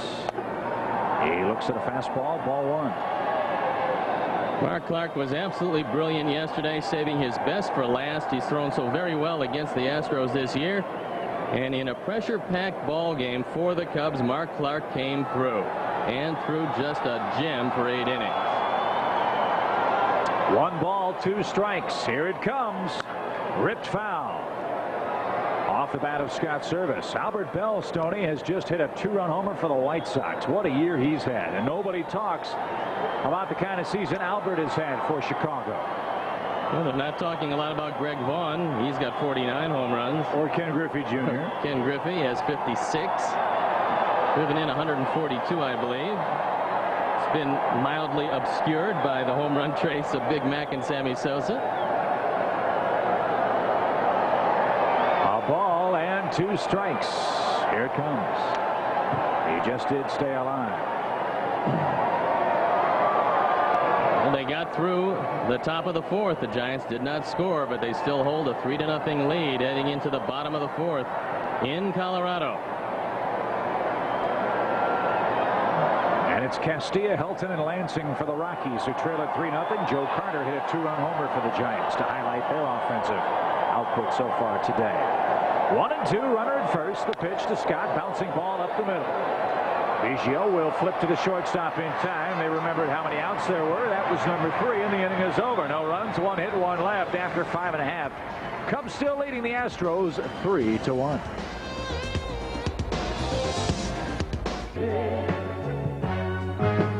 Nothing much I want to do, oh baby. If you could only see what I've been going through without you. Whenever I'm away from you, baby, there's nothing much I want to do.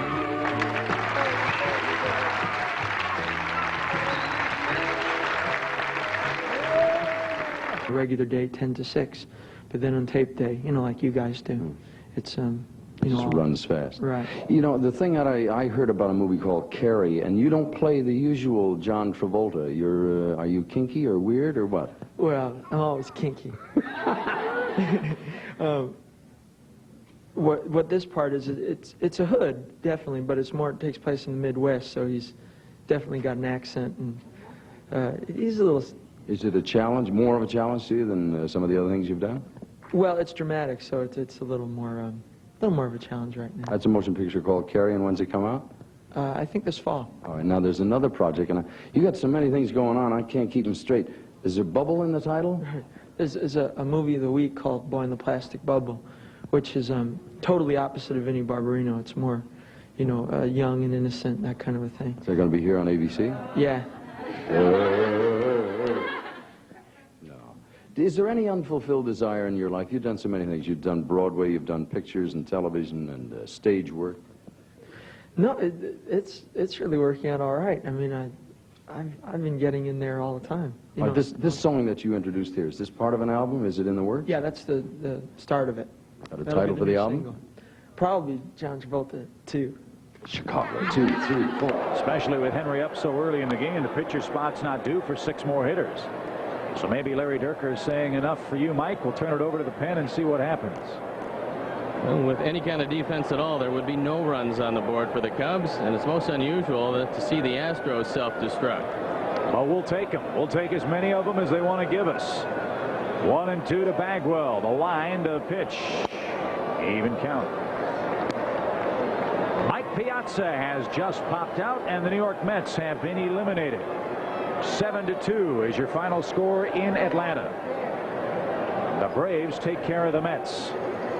The 2-2 is out of play.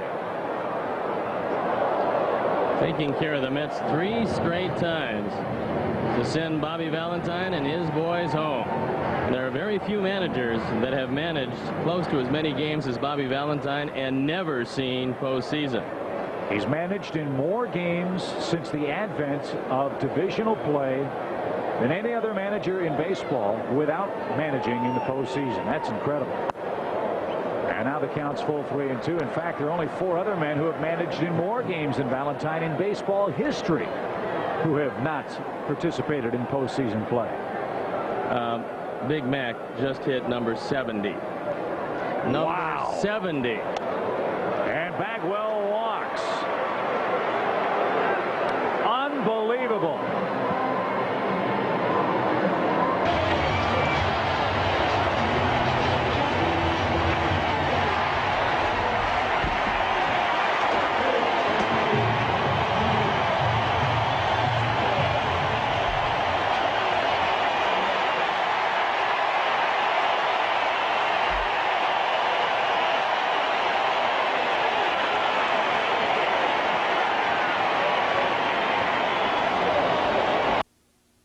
With a flourish. Here's Alou.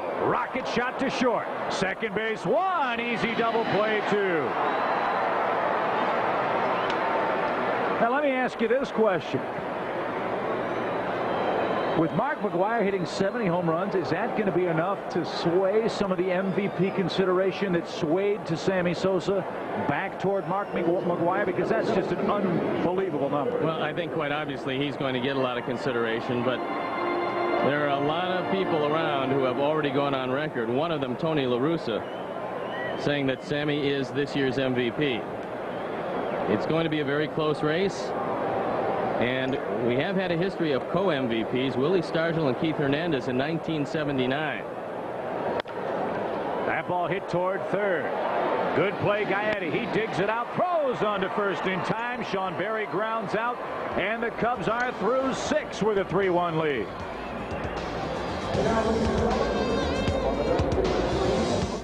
Bill Pito, if the Expos tie it, he might hit 71. For now, 70 sounds pretty good. All right, Bob, absolutely incredible. Mets and the Braves, meanwhile, possibly Mike Piazza's last at bat as a Met. He's due to become a free agent, of course. Flies out to end the game. Braves beat the Mets. They are eliminated from the wild card chase. They finish the season with 5 straight losses. Out to Colorado, Barry Bonds leading off the inning. He had an RBI double to score the Giants' first run. That's a leadoff triple. Studios here in Chicago. Moments ago, Mark McGwire bidding for a second homer of the day, fourth of the last 2 days in St. Louis, bidding for number 70. First and third, 2 out. Field! Number 70! How much more can you give us, Big Mac? Number 70!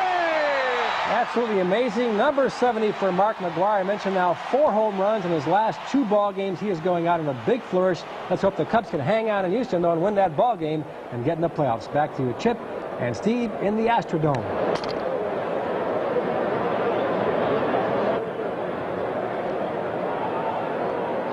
Well, Sammy Sosa has fallen 4 behind Mark McGwire, and Sammy's obviously pressing. He's only hit 66 home runs this year. He's got some work to do. He's driven in a big run today. Yeah, Mark McGwire's hit 70 home runs, and Terry Mulholland's leading things off. And it's looking, folks, like we're going to have a playoff game tomorrow in Chicago, assuming the Cubs hang on here. The Giants are pouring it on in Colorado. It's 4-0 now.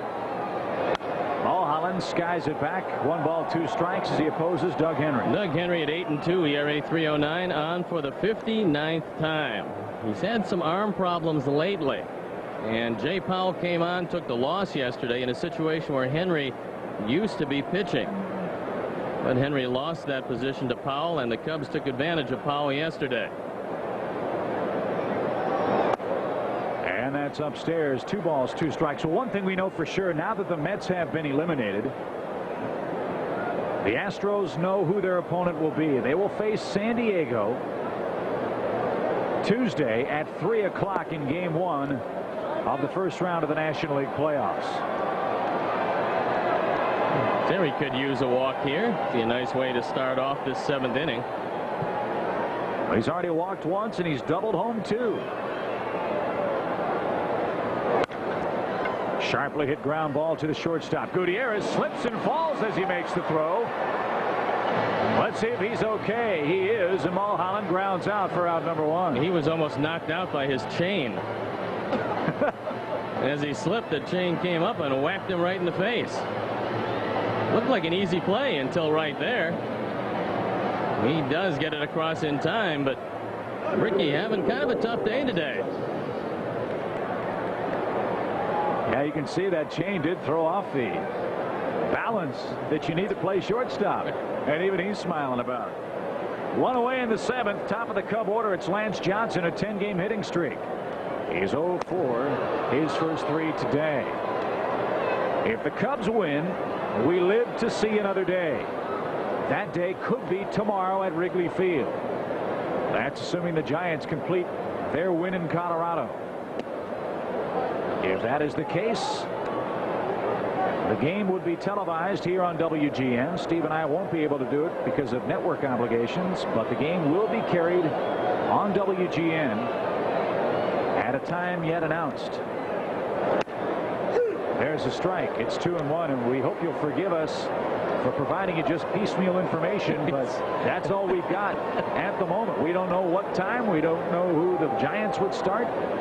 We do know they'd get to town pretty late. The pitch is flied down the left field line. It might be Mark Gardner who would get the start for the Giants. We do know Steve Traxel would get the scheduled start for the Cubs, and you hope the wind will be howling in for Steve, for that's when he's most effective at home.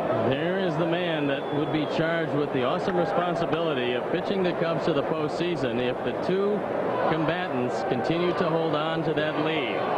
Cubs have a 2-run lead. The Giants a 4-run lead, but a very lively park in Colorado. And the way this Houston team comes back, a 2-run lead is not all that comfortable. You'll take it, but you'd love a couple more runs today. 3 balls, 2 strikes. Johnson sprays that ball out of play. J.T. Snow just hit a grounder to first. Todd Helton kicked it, trying to turn a double play. A run scored for the Giants. They now lead 5-0 in Colorado.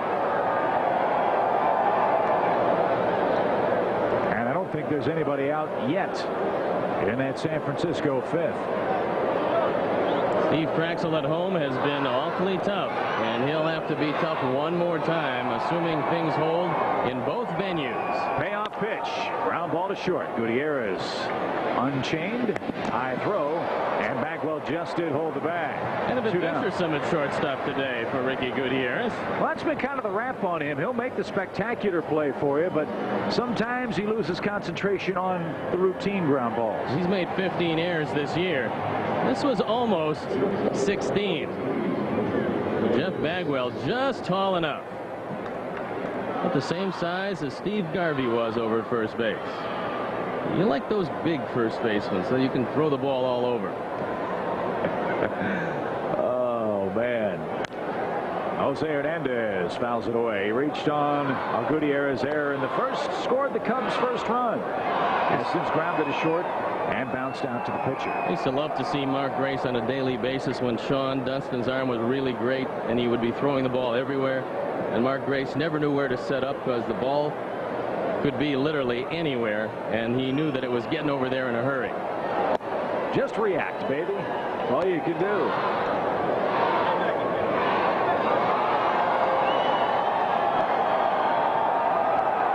So the Cubs leading here 3-1. We're in the top half of the seventh. The pitch. Bouncing ball up the middle, a base hit. Well, it's always a treat when you come to the Dome to enjoy the seventh inning stretch here. Everyone from high and low really gets into the festivities in between the top and bottom half of the seventh. Jose keeps it alive, taking one right back up the middle. So he's 1 for 4. Keeps it alive for Mark Grace, and if Mark Grace can keep it alive, Sammy's in the on-deck circle. But I think they're trying to change the words to the song to bribe me with peanuts and Cracker Jack. Instead of just buy me some peanuts and Cracker Jack. Runner at first with 2 outs. Cubs by a 3-1 tally. Here's Grace. The stretch, the pitch. Swung, hit hard. Ole, what a play at first. Bagwell caught that ball before it caught him. And the inning is over. No runs, 1 hit, 1 left. Let's enjoy the seventh inning stretch from the Astrodome with the Cubs in front. People smile and tell. It's 3-1 as we head to the home half of the seventh inning. The lower third of the order is due up against Terry Mulholland, and this is the portion of the order that's given him the most trouble. Gutierrez has a hit. Brad Ausmus has 2 hits. And then you're going to see a pinch hitter for Doug Henry, and the bullpen up and going for the Astros. A ground ball hit to short. Jose's got it. He gloves, he grabs, he guns. He got him on away. Well, as you look at this Houston team, do you see, Steve, any apparent weaknesses that they have? Obviously, their strength is their starting rotation and the incredible balance that their offense has. They've scored more runs than anybody else. They can steal bases, they can hit home runs, and they can shut you down with great starting pitching. Well, I think that anybody who's watched this season will tell you that the Atlanta Braves were awfully tough and have the experience. But if you had your choice, you wouldn't want to play the Houston Astros right now. And the wild card obviously is Randy Johnson. Ausmus hits a fly ball deep toward left. Glenn Allen Hill plays it off the wall. It bounces over his head. Ausmus is 3 out of 3 with 2 singles and a double.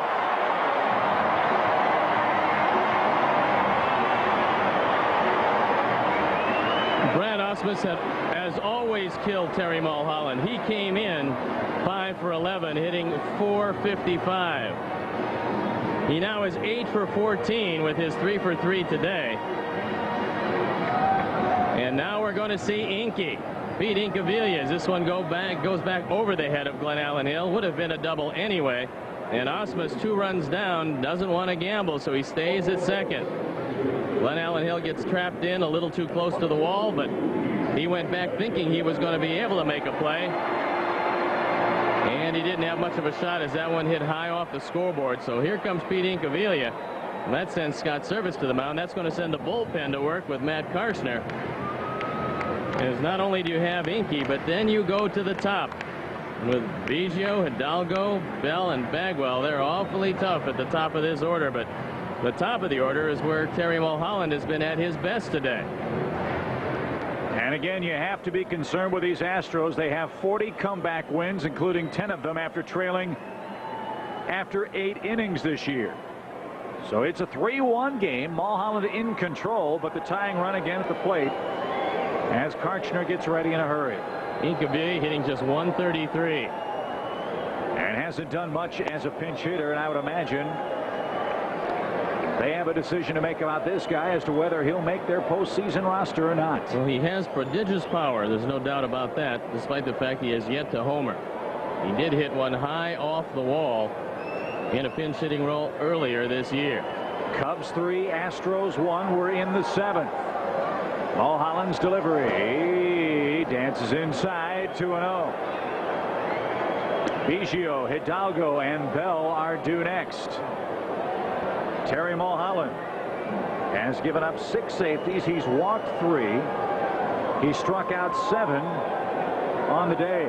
Hasn't struck a man out, however, since our 3rd inning. One here would be real nice. I'd like to see him keep the ball away from Incaviglia and force him to try to hit the ball to right field.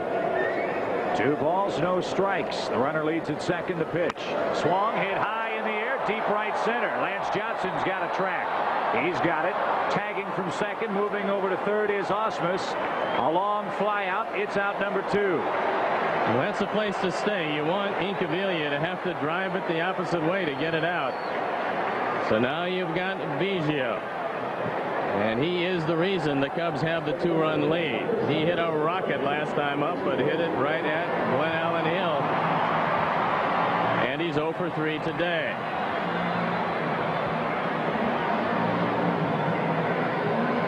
Biggio has struck out twice. He's lined out once. A 3-1 game. A big run for the Astros at third now with 2 outs in the 7th. Giants crushing Colorado 5-0, and they have the bases loaded again. The pitch. Line. Morandini speared it from his knees. He got it. What a play. Folks, send that Gold Glove to Wrigley Field for second baseman because Mickey Morandini really deserves it. Biggio robbed again, and the Cubs lead stays 3-1.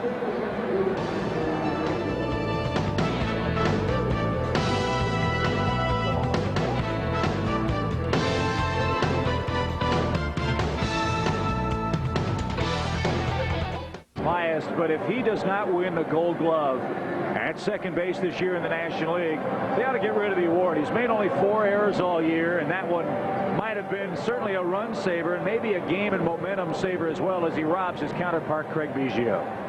This is such a big play because you got Biggio on a 3-2 game if Mickey doesn't come up and spear this one. It's a 1-hop rocket. Mickey from his knees gets the out at first base. The Cubs still with a 2-run lead in place.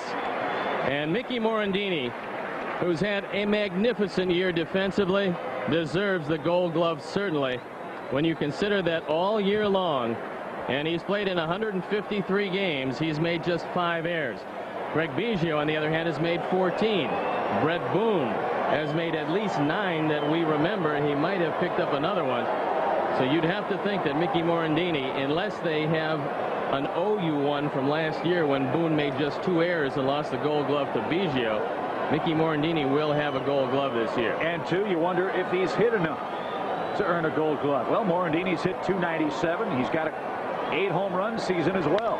Sosa, first pitch swinging, ground ball up the middle, another big base hit as the Cubs seek some insurance in the 8th. A 2-hit game for Sosa.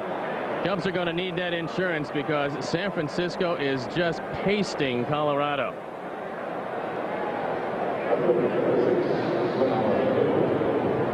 Sammy keyed the rally yesterday with a base hit, and he's trying to do it again today. Takes it right back up the middle. He's 2 for 4. And that batting average will stay comfortably above 300, and Sammy will not catch Mark McGwire, but he will have an MVP season. And Sammy, all he said again, he said, guy is kind of a prophet. He said, I think Mark McGwire is going to hit more home runs than I will, but I don't care if I hit another home run as long as we get into the playoffs. Well, today he's done his job. He drove home the first Cub run, and And he provides a big insurance runner here in the 8th inning with the Cubs clinging to a 3-1 lead. Sean Bergman at 12-9 comes on for just the 4th time out of the pen.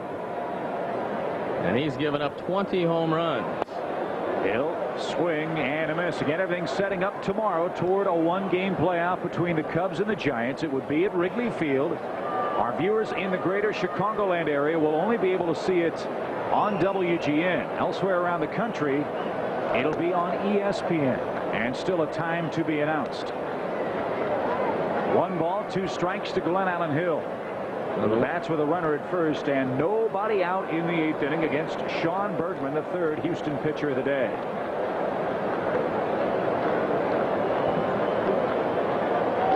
Bergman with 8 wild pitches this year, so Sosa has to watch anything down.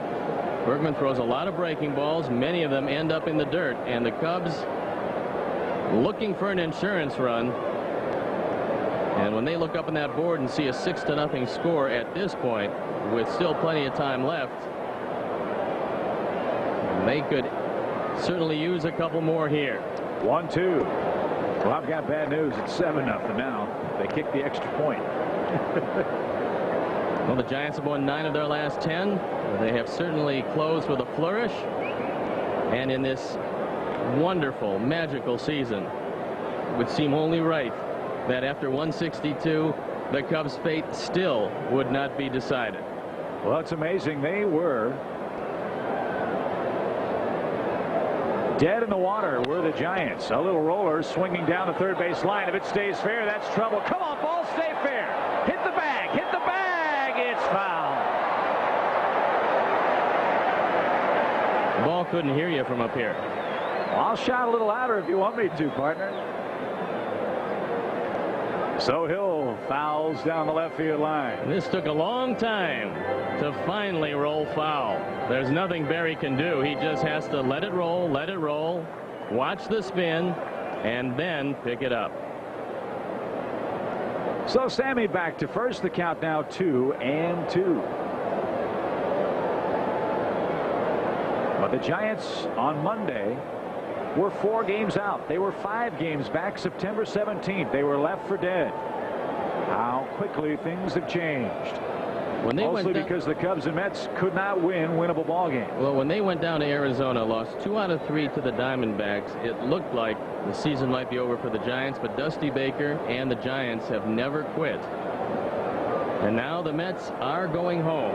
And the question is, will both of these leads hold up? Cubs are up 3-1. Runner at first, nobody out in the 8th. And it's strike 3 called on the outside corner. Bergman strikes out Hill for out number 1. And as Gary Gaetti stands in, we'll remind you that our senior producer director of Cubs baseball is Arnie Harris. Today's game produced by Pete Toma, our associate producer Mark Brady. John Walgren, a contributing producer today. Kim Fields, our coordinating producer, and the executive producer of WGN Sports is Bob Vorwald. There's a lot of heroes on this Cub team during this season, and one of them is the man at bat, Gary Gaetti, who yesterday was essentially a one-man gang, both with the glove and with the bat. And he's the reason the Cubs are in position to extend this season 1 more game. Roller behind the plate, foul. Well, I guess if Sammy has a monster game or the Cubs explode here in the 8th or in the 9th, Sammy might get 1 more at bat. Then the debate begins. What if Sammy tomorrow hits 3 home runs? Well, then he'd be tied at 70 if he hits 1 today. And you can put asterisks or anything you want. 70-70. I don't care how many games. That'd be fine with me. I think Sammy and the Cubs fans would take the asterisk all day long if he could get to that point. I know I would.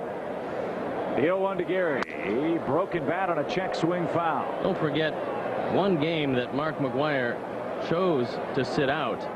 The game was rained out. It was an official tie, and so there was another game played by St. Louis against Pittsburgh. So they had the advantage of essentially playing 163 games. However, it's going to be a tall order to catch Mac with what he's done, and he's still not done yet. He'll probably come to bat again.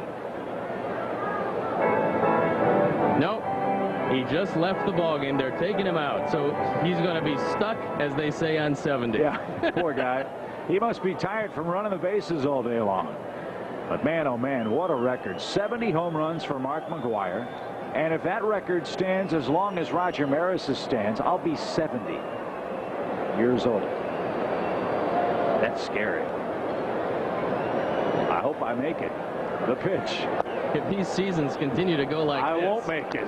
It's going to be tough to get to 70. Oh, man, what a year. What a year 1998 has been. So many commentators around the country have talked about this being the greatest season in baseball history. I don't know whether that's the case or not, but I sure know it's been an awful lot of fun. Biggio will handle that one at second. Gaetti pops out. And he almost doubled Sammy at first, but Sammy got back. So there are 2 outs for Mickey Morandini. Now Jeff Blauser loosening up in the pen. And Sammy's saying, you got it there just a little late. All he had to do was throw in the net, and we would have been in business. So here's Morandini. Mickey is 0 for 2 with a walk. He's happy that Mike Hampton's out of the game. Sammy tries to steal. The throw is terrible into center field, and Sammy, had he not stumbled over the bag, might have had thoughts of taking third, but he does swipe his first base in quite some time. Stolen base number 18 as Brad Osmus airmails second base. He's got all the best of it. Didn't get a good grip on the ball, and Sammy stealing himself in the scoring position, where a hit could provide a big insurance run. Morandini ahead in the count. 1 ball, no strikes. 3-1 Cubs. 2 outs in the top of the 8th inning. The Astros will have 2, 3, and 4 due up in the bottom half of the frame. 2 balls, no strikes now. Well, you've got Scott Service in the on-deck circle. And I'm not sure if you're going to let him face Sean Bergman or go to a pinch hitter. There is a literal plethora of left-handed talent and thunder on the Cub bench. Well, you've got Houston, you've got Henry, you've got Merced, you've got Brant Brown, you have Pedro Valdez and Sandy Martinez. Not too shabby. You got lefties till the cows come home. 2-0. Inside, it's 3-0. Another right-hander is up in the Astro pen should Bergman encounter further difficulty here in the 8th inning. They're going to put him on. The very dangerous Mickey Morandini draws an intentional walk. And he does that for the 4th time this year. One of the reasons why he's drawn so very few is quite obviously hitting in the 2 spot most of the season. You're not going to walk him to face either Sosa or Grace very often. But in this situation, Morandini batting 7th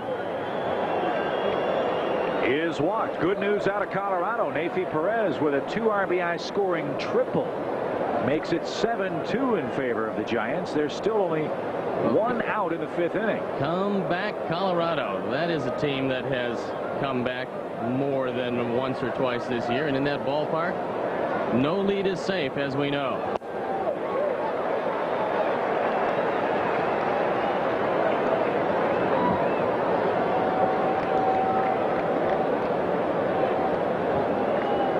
No balls and a strike to Service.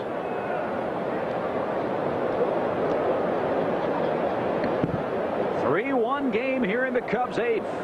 2 on, 2 out. The pitch floats outside. 1-1. So go you Rockies go. Again, Kirk Reeder, in a report Steve read earlier today, said his elbow's not quite 100%. Well, it's been good enough so far. He's got a 5-run lead. A ball and a strike to Service. Paints the outside corner. Good pitch. 1-2. The Cubs have left 6 on through 7. They've got runners first and second here. Again, the Astros will have Hidalgo, Bell, and Bagwell due up in the 8th. Larry Walker just drove home Perez. It's 7-3. Still one out in the 5th in Colorado. That scoreboard watching is fun now, isn't it? And you gotta love Coors. The pitch is outside, 2-2.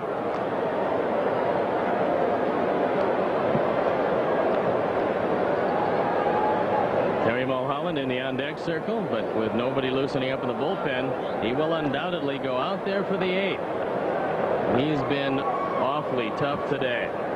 One of the things that he always gives you is he shuts down the running game against a team that runs at will. 2-2 pitch, squib to the shortstop. Flip to second in time, and that retires the side. By the way, Dante Bichette has singled as well, so the Rockies putting it together at home. They trail 7-3 there. Here it's the Cubs by 2, 3-1, bottom of the 8th. Well, it's a good thing we don't have to face Randy Johnson in this series. It's 3-1 in favor of the Cubs as we head to the bottom of the 8th. Here's a look at our Ameritech playbook. It's Terry Mulholland getting a fastball out over the plate and driving it by Richard Hidalgo. It scored 2 after an error by Biggio, and that's the difference in the game, and that's your Ameritech playbook. So Terry Mulholland, a hero today, and Jose shifts to left field. Jeff Blauser moves in at shortstop, and it's Hidalgo, Bell, and Bagwell, and if anybody gets on Alou here in the 8th inning. So a very tough order for Mulholland to work against in the 8th. Again, the Astros a comeback team all year. The pitch is a quick strike. Good news in Colorado. It's 7-3 in favor of the Giants. Runners first and second, 1 out. John Johnstone pitching now against Vinny Castilla at Coors Field. The 0-1 is a roller, foul, past third. The count 0-2 to Hidalgo. Vinny's been known to hit a lot of dramatic home runs. I hope he throws him a real hard fastball right down the middle, because I know he can't hit that pitch. Especially if it's up. Yeah. Letter high would be perfect. Ball gets away from the Astro bullpen, so a bit of a pause here. 3-1 in favor of the Cubs. And Stoney, what can you say that hasn't been said about Terry Mulholland? It's one thing to talk about wanting to start. It's one thing to go out and back up your words with outstanding performances, and he's done that down the stretch here. The pitch. But with the loss of Kerry Wood, a lot of people felt that that might be the thing that did in the Cubs. It hasn't turned out that way. Yes, you'd love to have had Kerry for some of the big ball games, but Terry Mulholland has been just brilliant. Line drive hit toward left. It's going to drop and roll to the wall. Jose Hernandez got a late break, couldn't make the play, and a runner at second base leading off the 8th inning. Boy, he was frozen in his tracks, and Hidalgo's aboard. Well, sometimes we talked about it. If the ball is not a fly ball, if it's a line drive, you lose it in the lights just briefly. I don't think Jose saw this ball all the way. It's kind of a looping line drive. Jose tried to make the play. He did get the late start, but the ball got by him, and now Hidalgo's at second for Bell, Bagwell, Alou, and Berry, and the bullpen up in a hurry for the Cubs. They're nursing a 2-run lead. So the leadoff man aboard here. Here's Bell. He's 0 for 3 today. Again, as Steve mentioned, kind of pressing. He wants to get to 200 hits. Bell at 197 on the year, and barring a miracle, he won't get it. Swing and a miss, swung late. Vinny Castilla, by the way, just struck out in Colorado. There are 2 men out for the Rockies, who trail by 4. We got our own problems here in Houston, however. A leadoff double by Hidalgo. And it's Karshner and Heredia loosening up for the Cubs.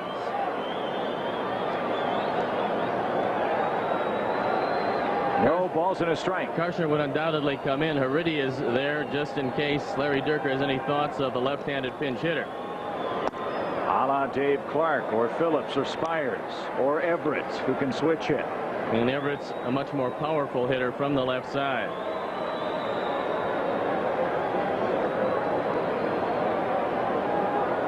Todd Helton just hit a 3-run homer. Wow. 7-6.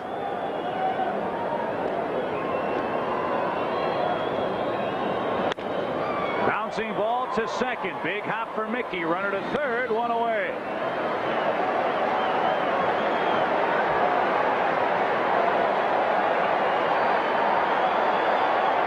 And the fans roaring here in Houston.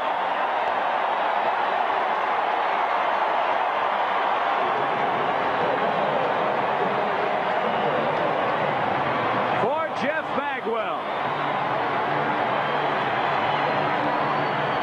Bagwell 0 for 1 with a couple of walks.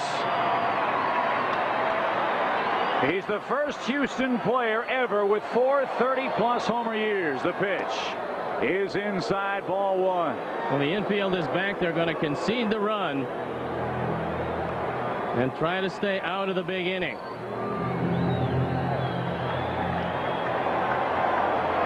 It's 7-6 in Colorado. It could be the day, but still work to be done here.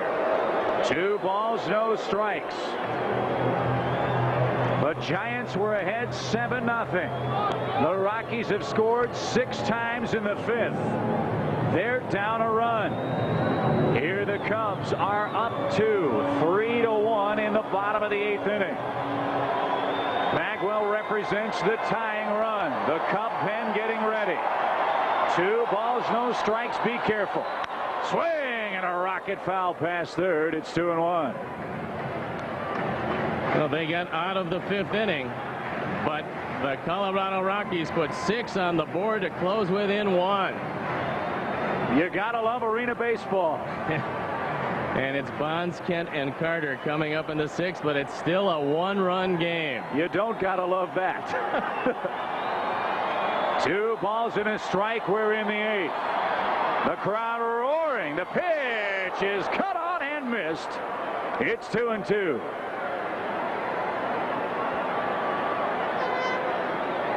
Well, again, we'll be with you should the Cubs win this ball game to the conclusion of the Colorado Giant game, which has gotten a whole lot more entertaining. And things about as entertaining as you can get right here in the Dome. 2 balls, 2 strikes. Swing, ground ball left side through, base hit, run scores, 3-2.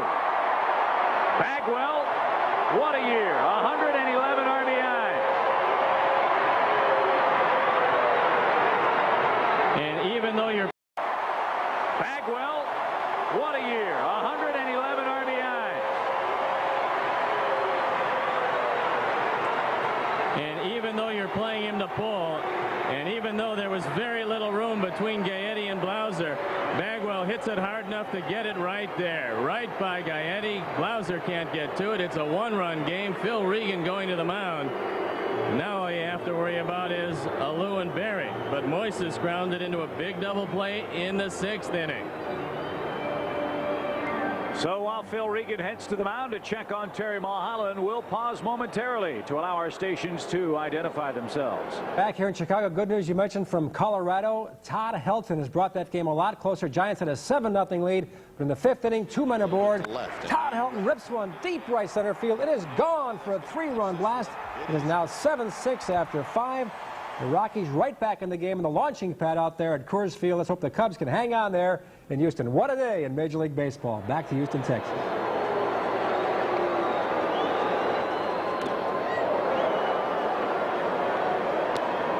Moises Alou swings and misses the first pitch.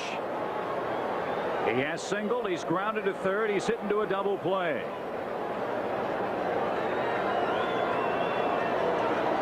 The Cubs have turned 2 twin killings today. Another one would be real nice. 3-0-1. Swung, belted down the left field line, but boy, he was as out in front as you can possibly get. 0-2. Barry Bonds made an out in the Giants game. But now Curtis Leskanic has to deal with Jeff Kent. Then Joe Carter.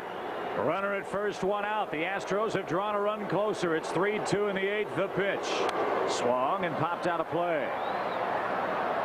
Again, the Astros making the Cubs earn the potential playoff game and the potential wild card bid. They've played it very straight today.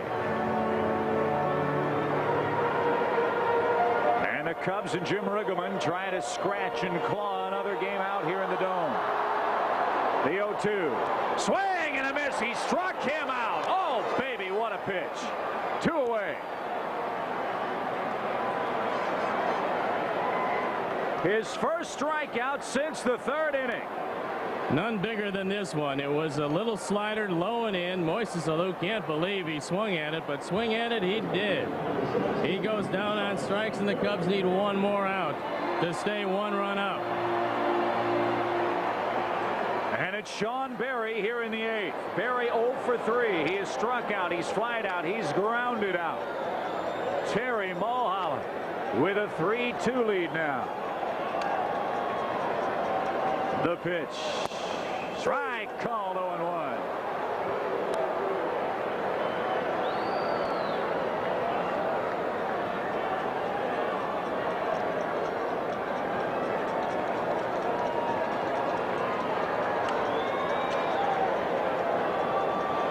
The pitch.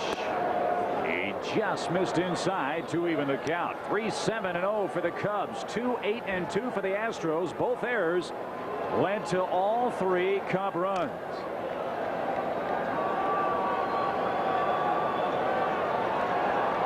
The stretch, the 1-1.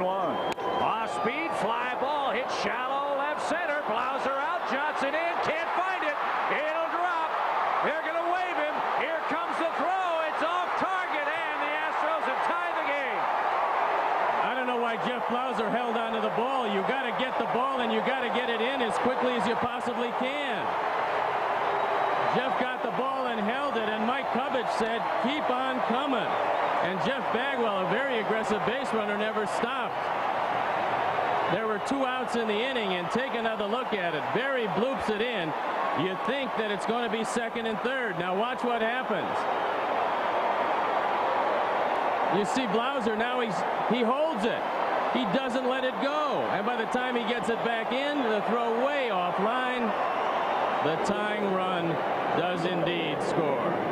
And the go-ahead run is now at 2nd base in the 8th. And guess who's up in the Astro pen? It's 3-3. RBI number 52 for Berry.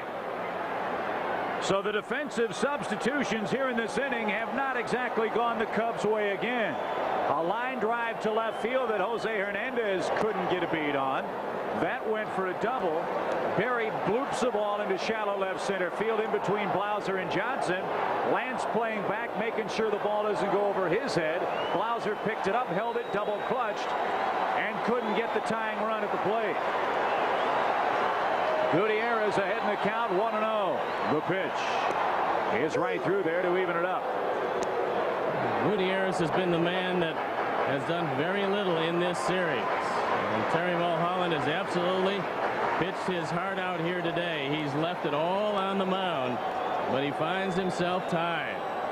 And a hit could put the Astros in front. And then we would agonize. The 1-1. Here it is. He almost sat down. He swung so hard. 1-2. The Astros have tied it with 2 in the 8th. We've told you all afternoon long about how great this team has been coming from behind all year. Today they've battled back to tie 3-3. Colorado has gotten the Giants out in their half of the 6th inning. Now they're coming to bat 1 run down. 1-2. It's inside to even the count. Here a double, a grounder to second, an RBI single by Bagwell. Alou struck out. Then Berry bloops a double. That ties the game 3-3. Mulholland spots due up in the top of the 9th. The 2-2. Struck him out, and he did sit down, and that ends the inning. 9 strikeouts for Mulholland, but the Cubs defensively let themselves down again in the 8th inning. 2-run score on 3 hits, and after 8, it's all tied here in Houston. Cubs extends the lead, perhaps. 3-3 our score. This was the Cubs bench reaction. Jim Riggleman wanting him to just get rid of the ball. Once you get it, you have to get rid of it. That hesitation allowed Bagwell to score, and we've got a brand new game with Brant Brown coming on to pinch hit, and then to the top of the order with Johnson and Hernandez. The shooter loosening up in the pen in case the Cubs can scratch one across. But now that Brown has been announced, Larry Durka will come out and undoubtedly take Bergman out of the game. So Bergman went an inning. 1 strikeout, 1 intentional walk. If you want to make it to the NBA, practice. Wagner at 4-3, ERA .275, on for the 58th time. And he is a blazer. 96 strikeouts in 59 innings. He has occasional control problems. He has given up 6 home runs. And Matt Mieske will come on to pinch hit before the Cubs move to the top. So it's Mieske for Brown, who bats for Mulholland, who pitched a great game. The pitch is outside, ball 1. Well, hopefully what will happen to Wagner here is what happened to him against the Mets. Remember the dramatic comebacks that New York mounted against him?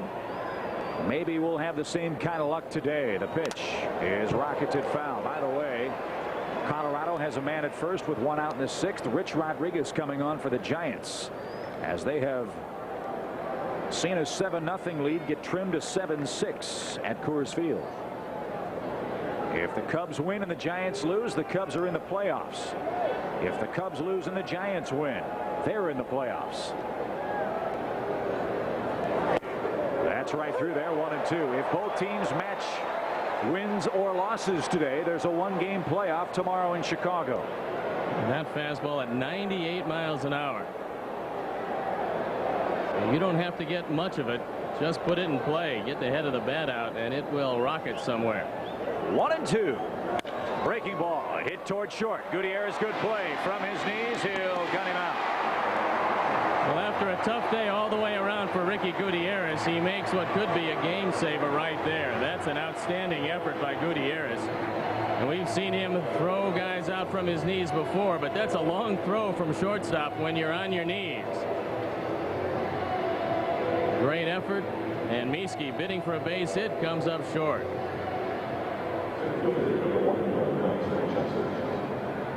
So to the top of the order we go. Lance Johnson. He is 0 for 4 on the day, trying to keep a long 10-game hit streak alive here. Wagner getting it up there very, very well. Lance 1 for 2 against Billy Wagner this year. A 3-3 game in the 9th. Cubs led it 3-1 after 7.5. The pitch. That stays high. 2-1. We'll take a walk and then see if Lance can take off. Maybe get into scoring position for Jose or Mark Grace. But getting on's the hard part. That caught the umpire. Ouch. 2-2. We've got Mark Hirschbeck flush in the mask. Lance trying to get on, then use that great speed to score the go-ahead run. Blazing fastball, well, right square off the mask of Hirschbeck. Wow. 2-2. It's high with a fastball. Count moves full. 3-2.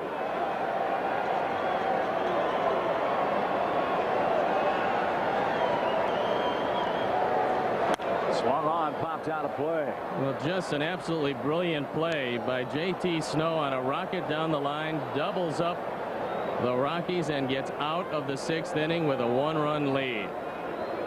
That would have tied the ball game. But it didn't. And it's still a 1-run Giant lead after 6. The 3-2 to Lance. Once again, here she comes. Foul back. Good battle here.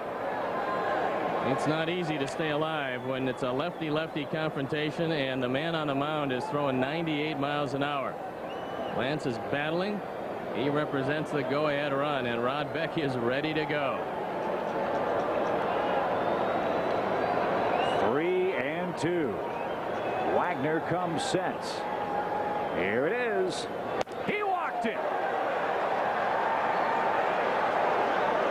A one-out walk.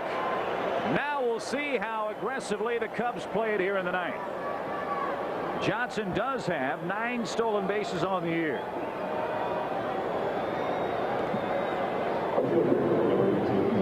Well, you have Jose, then you have Mark Grace. And the Cubs needing another base runner to get to Sammy Sosa. Mark McGwire hit an even 70. Yes, he hit 2 yesterday. He hit 2 today. Here's Jose. The stretch and the pitch. Cut on late. 0-1. Lance has got to watch the Wagner move to first base. It's not a great move, but it's good enough to get your attention.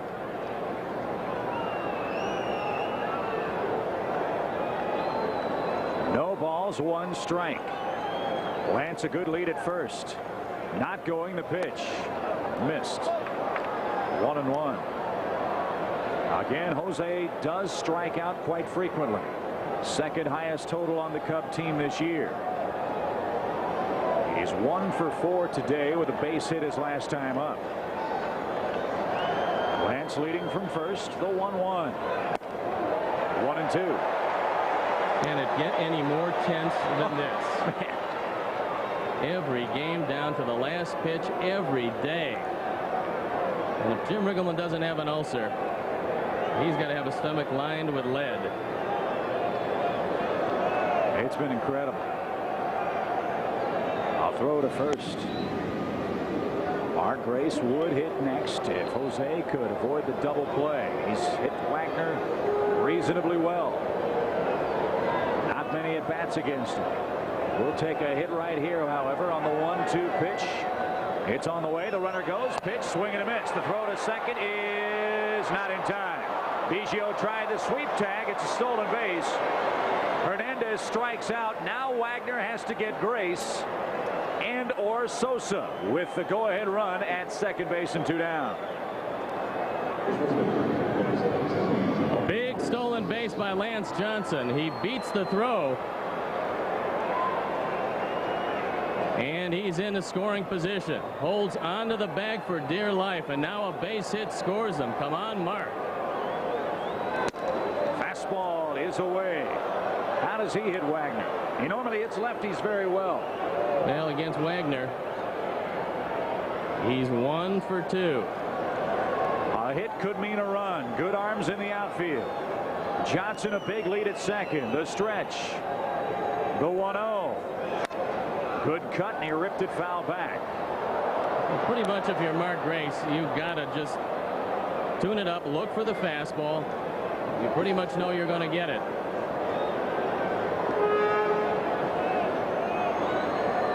And in the late innings, Mark Grace has been awfully tough. A ball and a strike. The pitch. Swing, ground ball right side. Bagwell's got it. He'll step on the bag, and we'll go to the bottom of the 9th inning. The pitcher's spot, and then Biggio. It's 3-3 at the Astrodome. It's a shame. 1, 2, 3 strikes, you're out. Let's get some run. But in the end, the song remains the same, and their message is clear. Harry, we'll miss you. Now, let's get some runs. Today he gave the Cubs another brilliant effort, and were it not for a couple of defensive mini lapses, he might have the lead in this ball game. Instead, it's 3-3. Matt Mieske, who came on to pinch hit, stays in the game to play left field, and Rod Beck comes on for the Cubs to pitch the 9th inning. The best thing that works out is this: Billy Wagner's spot's due up second, and he's going to lead the ball game. And I think Scott Ellerton loosening up in the pen. So let's get out Brad Ausmus one time. He was 3 for 3 against Terry Mulholland, who was brilliant here today. And it's Dave Clark in the on-deck circle. Ausmus 3 for 3 today. And Beck fires a strike. How about Rod Beck yesterday? Became the 5th man in Major League history with 50 saves or more. joining Bobby Thigpen, Dennis Eckersley, Randy Myers, and Trevor Hoffman. Ausmus, a looping fly ball to right. Sammy charges and has it one down. Boy, it is tough to judge fly balls in this place when they don't get that high in the air. They kind of hang, and the roof, of course, plays a big factor, as do the lights. But Sammy charged and made the play. Well, fortunately, to the opposite field, you're playing Ausmus shallow, and Sammy was able to get a good jump on it and run it down. So Dave Clark will come on to pinch hit. He was the man who caused the controversy yesterday. He stumbled out of the box, avoided the tag of Beck, got hit in the back with the throw. The tying run looked like it was going to score, but it didn't. And there are the two combatants, and they'll hook up here again. Beck went to a first ball, fork ball yesterday. The pitch. Dances down and in. 1 ball, no strikes. Beck had a funny line. He said, all I know is that I went over, I tagged him, and somebody made an out. Outside. And the Cubs got the win. The 1-0. Oh, strike called. Clark thought it was down and in. He can't believe it. Well, Clark had a real bad start for this team, but lately he's been awfully hot. And the Cubs remember how good he can be with some late inning heroics. He was one of them. 1 ball, 1 strike. We're in the bottom of the 9th, tied at 3. And Beck misses high. 2-1. You've got Craig Biggio on deck.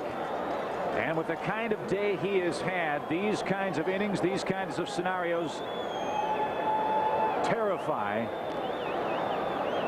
Cubs fans. The 2-1. That dances down and in. 3-1. Now you have to make a very tough pitch to a guy with excellent power to straightaway center field. Dave Clark is an enormously strong man. 3 balls, 1 strike. 3-3 game. 1 out, bases empty. Here it is. Bouncing ball towards second. Funny hop for Mickey. He'll make the play. That's a big break. Clark grounds out, bases empty, 2 away, and here comes Mr. Biggio. Looking ahead to the 10th inning for the Cubs, it's Sosa. Most likely a pinch hitter, and then Gaetti, or I think Jeff Blauser in that spot, and then Gary Gaetti.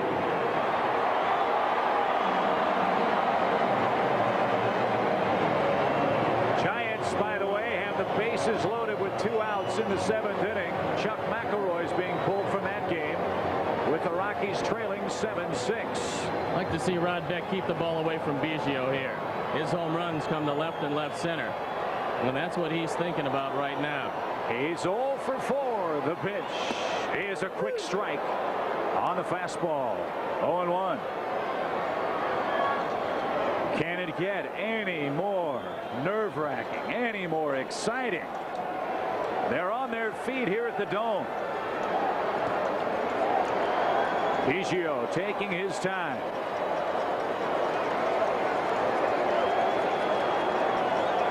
Rod Beck ready. Here comes the 0-1. 0-2. He stayed away from him twice. And normally you keep Biggio in the ballpark that way. Does have 20 home runs, a high total for a leadoff hitter. And he has had a very rough day today. 0 for 4, 2 strikeouts, a very costly fielding mistake that led to 2 Cub runs. 0-2. The line, the pitch. It's 1-2. And Biggio came very close to leaning into that one. He didn't get out of the way all that quickly, and that one almost bounced off him.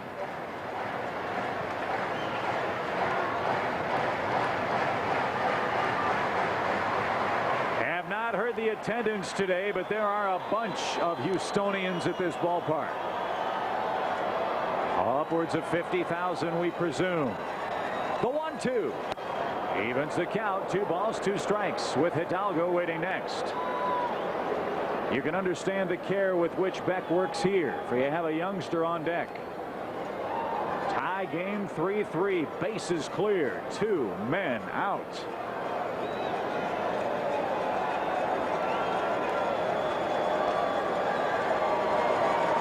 Here it Swing and a miss. Inning over. Ice water in the veins of Rod Beck. 3 up, 3 down, and we go to the extra innings.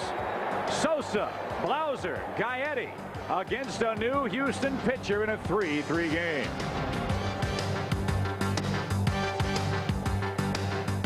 Reviews. As if the Cubs win, we at least look ahead to play tomorrow. But we've got some work to do still. It's 3-3. To the top of the 10th we go, and Scott Ellerton becomes the new Houston pitcher. He's got to go right through the heart of the order. Ellerton 1-1, ERA 3.44.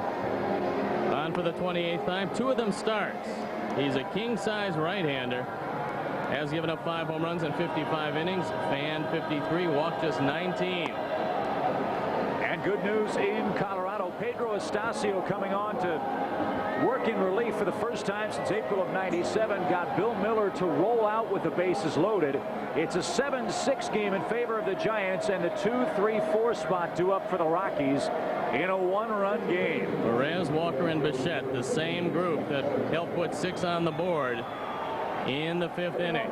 But here it's Sammy against young Scott Ellerton with a chance to put the Cubs on top. Sammy Sosa has a 2-hit game today. An RBI single in the first made it 1-0 Cubs. A single against Bergman in the 8th. He's 2 for 4. The line, the pitch. Off speed, sails outside, 1-0. Jeff Blauser in the on-deck circle. Then it'll be Gary Gaetti. Ellerton, if I'm not mistaken, was one of the men the Mariners asked for in return for Randy Johnson, and Houston said, I don't think so. The pitch. Swung hit a mile high into right center field. Hidalgo over, under, and out. 1 away. Well, that initial request by Woody Woodward was for Ellerton and Hidalgo. Jerry Hunsinger said nothing doing, but maybe I'll get back to you. And as it turned out, at about 10-12, he called up again and said, I've noticed that you're still with Randy Johnson, so here are the 3 guys I want to give you. And they all came out of the academy they have in Venezuela. And they got some pretty good players, but not on the scale of Hidalgo and Ellerton. So the Cubs now with a couple outs to go, and Blauser and Gaetti. Gary Gaetti, as good a clutch hitter as there is in the game. Here's Blauser. He swings the first ball and pops that up right side. Bagwell near the Houston dugout, into the Houston dugout. Cannot make the play. Well, we've seen that a lot. You can do it here, and if you're standing in the middle of that dugout and catch the ball, you're out. So good heads-up play, but Jeff Blauser now stays alive. And boy, you've got to look alive down in the dugouts here. Obviously, you're very close to the action. You're not really dug out. You're at field level. And balls will come rocketing into those dugouts if you don't have your eyes glued on the game. The 0-1 to Jeff is high. 1 ball, 1 strike. It's been a rough year for Blauser. He'll be the first to tell you that. He's hitting only .219, and he will have off-season elbow surgery. The pitch is upstairs, 2-1. Ellerton, 6'7", 240 pounds, out of Lamar, Colorado.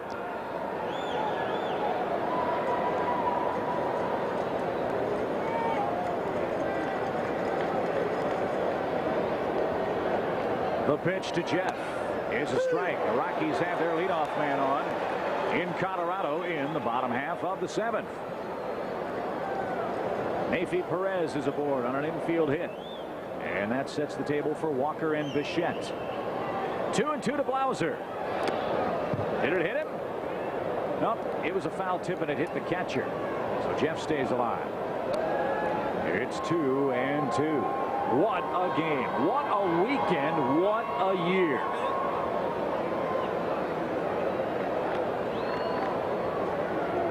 Well, it is only fitting that it continues to go down to the last pitch in every ball game of consequence. The delivery. Off speed. Strike 3 call. Big breaking ball takes care of Blauser. There are 2 out. Well, here's one of the reasons why the Cubs are tied with the Rockies. The huge day of Gary Gaetti yesterday. Scored the tying run, drove in the 2 runs that won the ball game. And Mickey Morandini in the on-deck circle if Gary can keep it alive. Gary 1 for 4 today. The pitch. Breaking ball. That's squibbed up in the middle of the outfield pasture. On comes Hidalgo. He's under it. He's got it. And Ellerton has a very easy top of the 10th. Bottom of the 10th rolls along. Hidalgo, Bell, and Bagwell. It's 3-3. Eighth wonder of the world. The Astrodome in Houston, Texas. It's 3-3. We're in the bottom of the 10th inning now. And the 2, 3, 4 spots are due up for Larry Dierker and the Astros, who are trying to play the role of the spoiler. Hidalgo will greet Beck first here. He has singled home a run. He's doubled and scored. He's walked and struck out.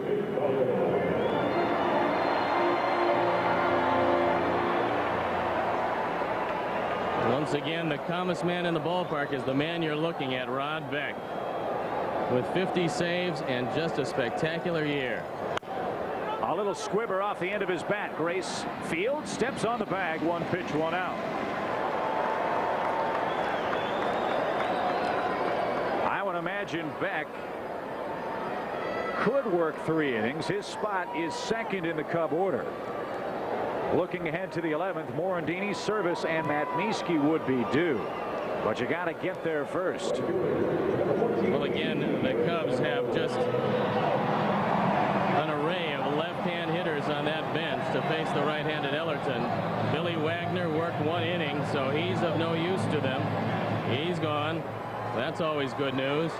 But Rod Beck has got to navigate his way by Bell and Bagwell, and if anybody gets on, Alou. And there's one of the big left-handed bats for the Cubs. Tyler Houston looking on as Bell takes a strike. He's 0 for 4 today.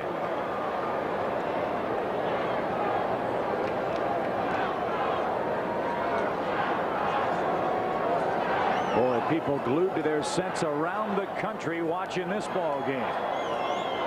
The 0-1 off his bat. There's a break. 0-2. Well, Bell is a free swinger. He will swing at just about anything, so you don't have to throw him a strike. This is a guy that's fanned 126 times this year. Let's make it 127 right here. 0-2. Throw one of those forkballs in the dirt and you probably got it. Fastball. Maybe set him up for it. 1-2. A great job yesterday by Bob Brenly, Tom Brenneman. Here at the ball game yesterday, they're looking on in Arizona. What a weekend in Houston. The 1-2. Little looping liner into center field. The winning run's on with 1 out.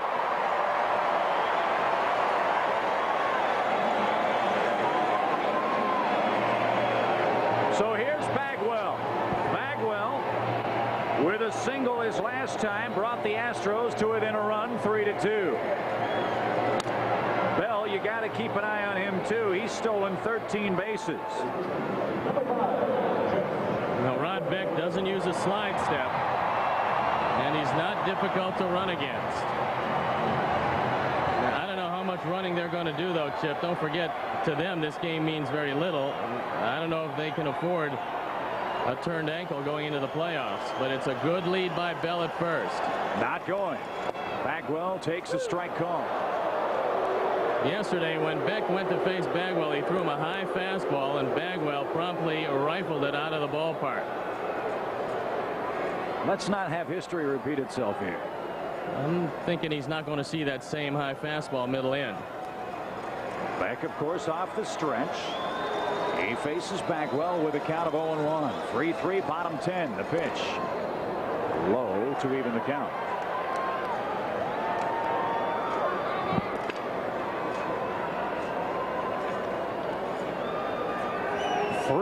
Three game. Bottom of the 10th inning. Terry Mulholland pitched a marvelous game. 8 innings of 3-run, 9 strikeout baseball. The 1-1 pitch. Here it is. Out in front, 1-2. Boy, how tantalizing that pitch must look. You swing as hard as you can, and it just dies before it gets to the plate. And that's the forkball. And Rod throws it a couple different speeds. That one was a dandy. So Bagwell behind, 1-2. Bell, another good lead over at first. 1 on, 1 out. Astros 3, Cubs 3. Boy, this takes me back to 1991 when I was a young announcer with the Braves, and the Atlanta team had to come to Houston and win every game. They had a ball game that went 13 innings before Atlanta finally won it. And of course, the Braves went on to win the division that year and the National League Championship. This one's gone into extra innings. Will the visitors win again? We shall see. The 1-2. He just did stay alive. 2 outs in Colorado. Runner at first. Giants 7, Rockies 6. And it's Vinny Castilla against Julian Tavarez. I'd have to believe, Chip, that in a normal situation, if this game meant a great deal to the Rockies, they would have run with Bell already. And they might run with him right here. He's getting just a little bit extra on that lead. He was leaning, and backfires to first. You figure at 1 and 2, you're probably going to see something low and out of the zone. 1 ball, 2 strikes. And it looks to me like 1 and 2 to Bagwell. The runner goes, the pitch. Swing, line drive, left field, base hit. Mieske comes up firing toward third. It's offline. Runners at the corners, 1 man out. And the only way that Bell could get the third was because he was running on the play. So he had measured his lead. He took an extra step, and he beat the Mieske throw to third. So runners at coming to bat in the top of the 9th inning. Still tied in Houston. Chicago and the Astros. Gary Thorne and Joe Morgan. Can you believe this? What a finish to this year. 3-3. Houston, the opportunity to win it in the 10th, ended up with the bases loaded. Could not get a run in, even though they had it loaded with 1 away. Orlando Merced will stay in the ball game in left field. And Tyler Houston will stay in the game and move behind the plate. Rod Beck now working in his 3rd inning of relief. Brad Ausmus leads it off. And Ausmus bangs his bat down because he just missed it. Merced puts it away, 1 down. Well, the Cubs are kind of putting everything on the line here because this is Rod Beck's 3rd inning, and if he's able to get out of this inning, who would close if they did go into a playoff tomorrow with the Giants? I don't know how much he could pitch after pitching 3 innings in a ball game today, but you know, if they win or are lucky enough to win here and the Giants lose, then they don't have to worry about that. That's right. And I you think got to win first, right? That's your first priority. Carl Everett is on as the pinch hitter. Everett against Beck. And takes the fastball on the inside corner. Carl Everett 0 for 6 in his career. He is platooned with Richard Hidalgo in center field. Both of them have put up some very fine offensive numbers. Beck way up high with that one. 1 ball, 1 strike. Top of the order, Biggio due up next. 1 ball, 1 strike. Carl Everett pops it up. Tyler Houston gives chase. No play. Beck's longest outing this year, 2 1/3 innings. That's what he's pitched in this game. He's matched his longest. There's the man they won't use, Kerry Wood. The arm problems have shut him down at least for the rest of the regular season, maybe even for the postseason. They don't want to risk damage. Boy, do they wish that hadn't happened. Well, they've lost 5 of their last 7, and 1-2 hit in the air to right field, back on the wall. Sosa has to play it off the wall. Carl Everett heading to second base. Sosa trying to chase it down, going for 3. Relay throw. Everett is there, no throw.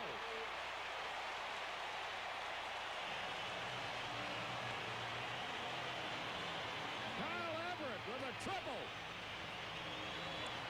And Gary, that ball was just hit too hard. I mean, it was a line drive. It looked like Sosa had a bead on it for a second. Then he was running out of room, because the ball was hit so hard and it bounced away from him. Low, looks like a low fork ball, splitter, and I mean, he rips it. I mean, this is a bullet. You see Sosa, he thought he had a chance, but then he realized he wasn't going to be able to get back there. He tries to run it down, and by the time Lance Johnson gets it back in, Carl Everett had hustled in the third with a triple. Remember that play by Lance Johnson. If he doesn't back that up and over there, this game's over. Yeah, definitely good job there by Lance Johnson. Now Biggio will be given the intentional pass with 1 out. Runner on at third. Intentional pass surrendered here. Hidalgo, Richard Hidalgo is on deck, number 2 in the order. Well, if you're going to walk Biggio, I think you also have to walk Hidalgo, because he's awfully tough to double up on a ground ball, so you have to walk him and pitch to Bell with the bases loaded. At least that would be the strategy that I think they're going to use. First and third now with 1 away. Second inning in a row. They have been able to get a man in scoring position with only 1 away. They didn't get it done in the 10th inning.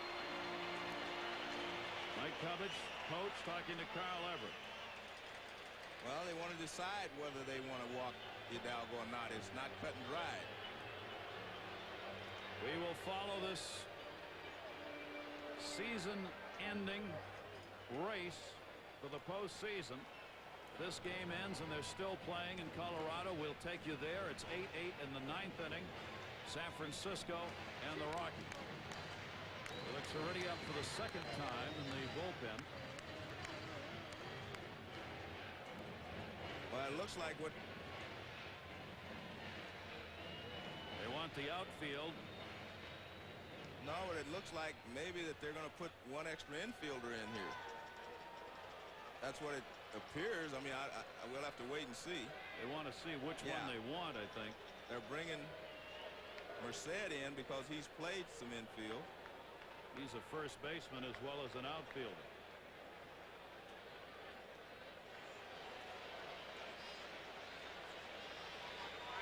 So they will use the extra infielder and 2 outfielders. Oh my. Only 2 outfielders, Johnson and Sosa. 5 infielders, runners at first and third. They're going to try for 2 by putting Merced right on second base. Well, what they're doing, and I think it's a good idea. I actually like this. I really do. I'm not one for a lot of different strategic moves, but I like this because what they're doing is they're allowing themselves to go for 2 without having the second baseman or the shortstop cheat toward the bag and open up a hole. But you're going to have a guy at second base trying to turn it that's not used to turning the double play. So in one way I like it, in another way I don't. And look at the room in the outfield. Richard Hidalgo. Don't look in the outfield, Richard. What a way to end this season. Yeah, do not look out there. Just go up and swing the bat. But this is interesting. Now you've got Orlando Merced at second base, so one hopper to Blauser. He's probably going to go to, that's what he's telling him, I'm going to go to you. Now you've got to turn it. 1 strike count, 1 down. Houston scores a run here. This game is over. The 0-1 delivery. Hit in the air. Deep to center field. Way back. Being played by Johnson. The tag by Carl Everett. And Houston has beaten Chicago. 4-3.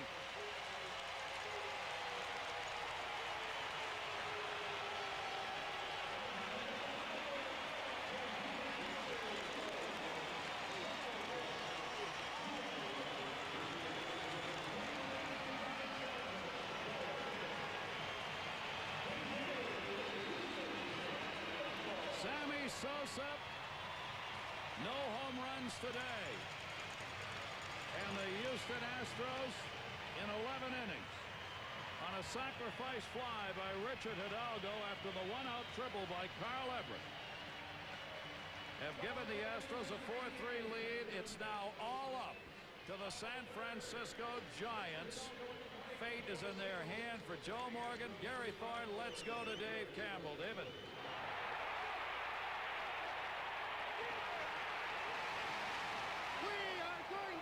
Playoff in Chicago tomorrow. Neifi Perez has just hit a home run to give the Rockies a win. And the Cubs walking off the field as they get to the clubhouse will find out they're still alive. Neifi Perez against Rob Nen. There will be a playoff tomorrow. Dusty Baker's Giants had a 7-0 lead, and the Rockies came all the way back. And Neifi Perez hits a leadoff homer in the bottom half of the 9th inning to give the Rockies a 9-8 lead win.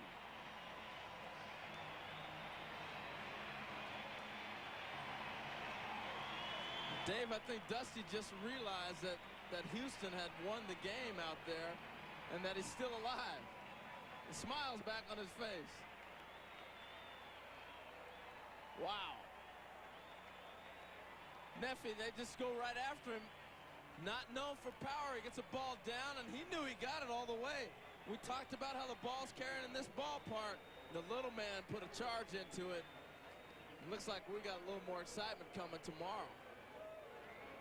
Dusty cannot believe it. He had his closer Rob Nen on and saw his club with a 7-0 lead at the Temple of Boom, but that is never enough in this ballpark as Neifi Perez, after a 3-run homer by Todd Helton, got him close.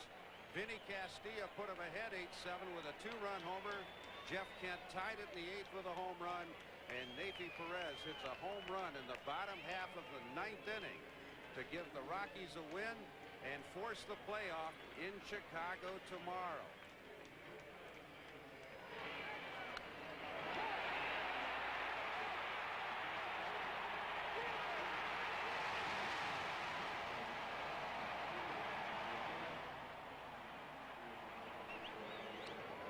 So the Rockies beat the Giants. We will have baseball in Chicago tomorrow. Bill Pito, talk about developments. Dave, what an incredible day.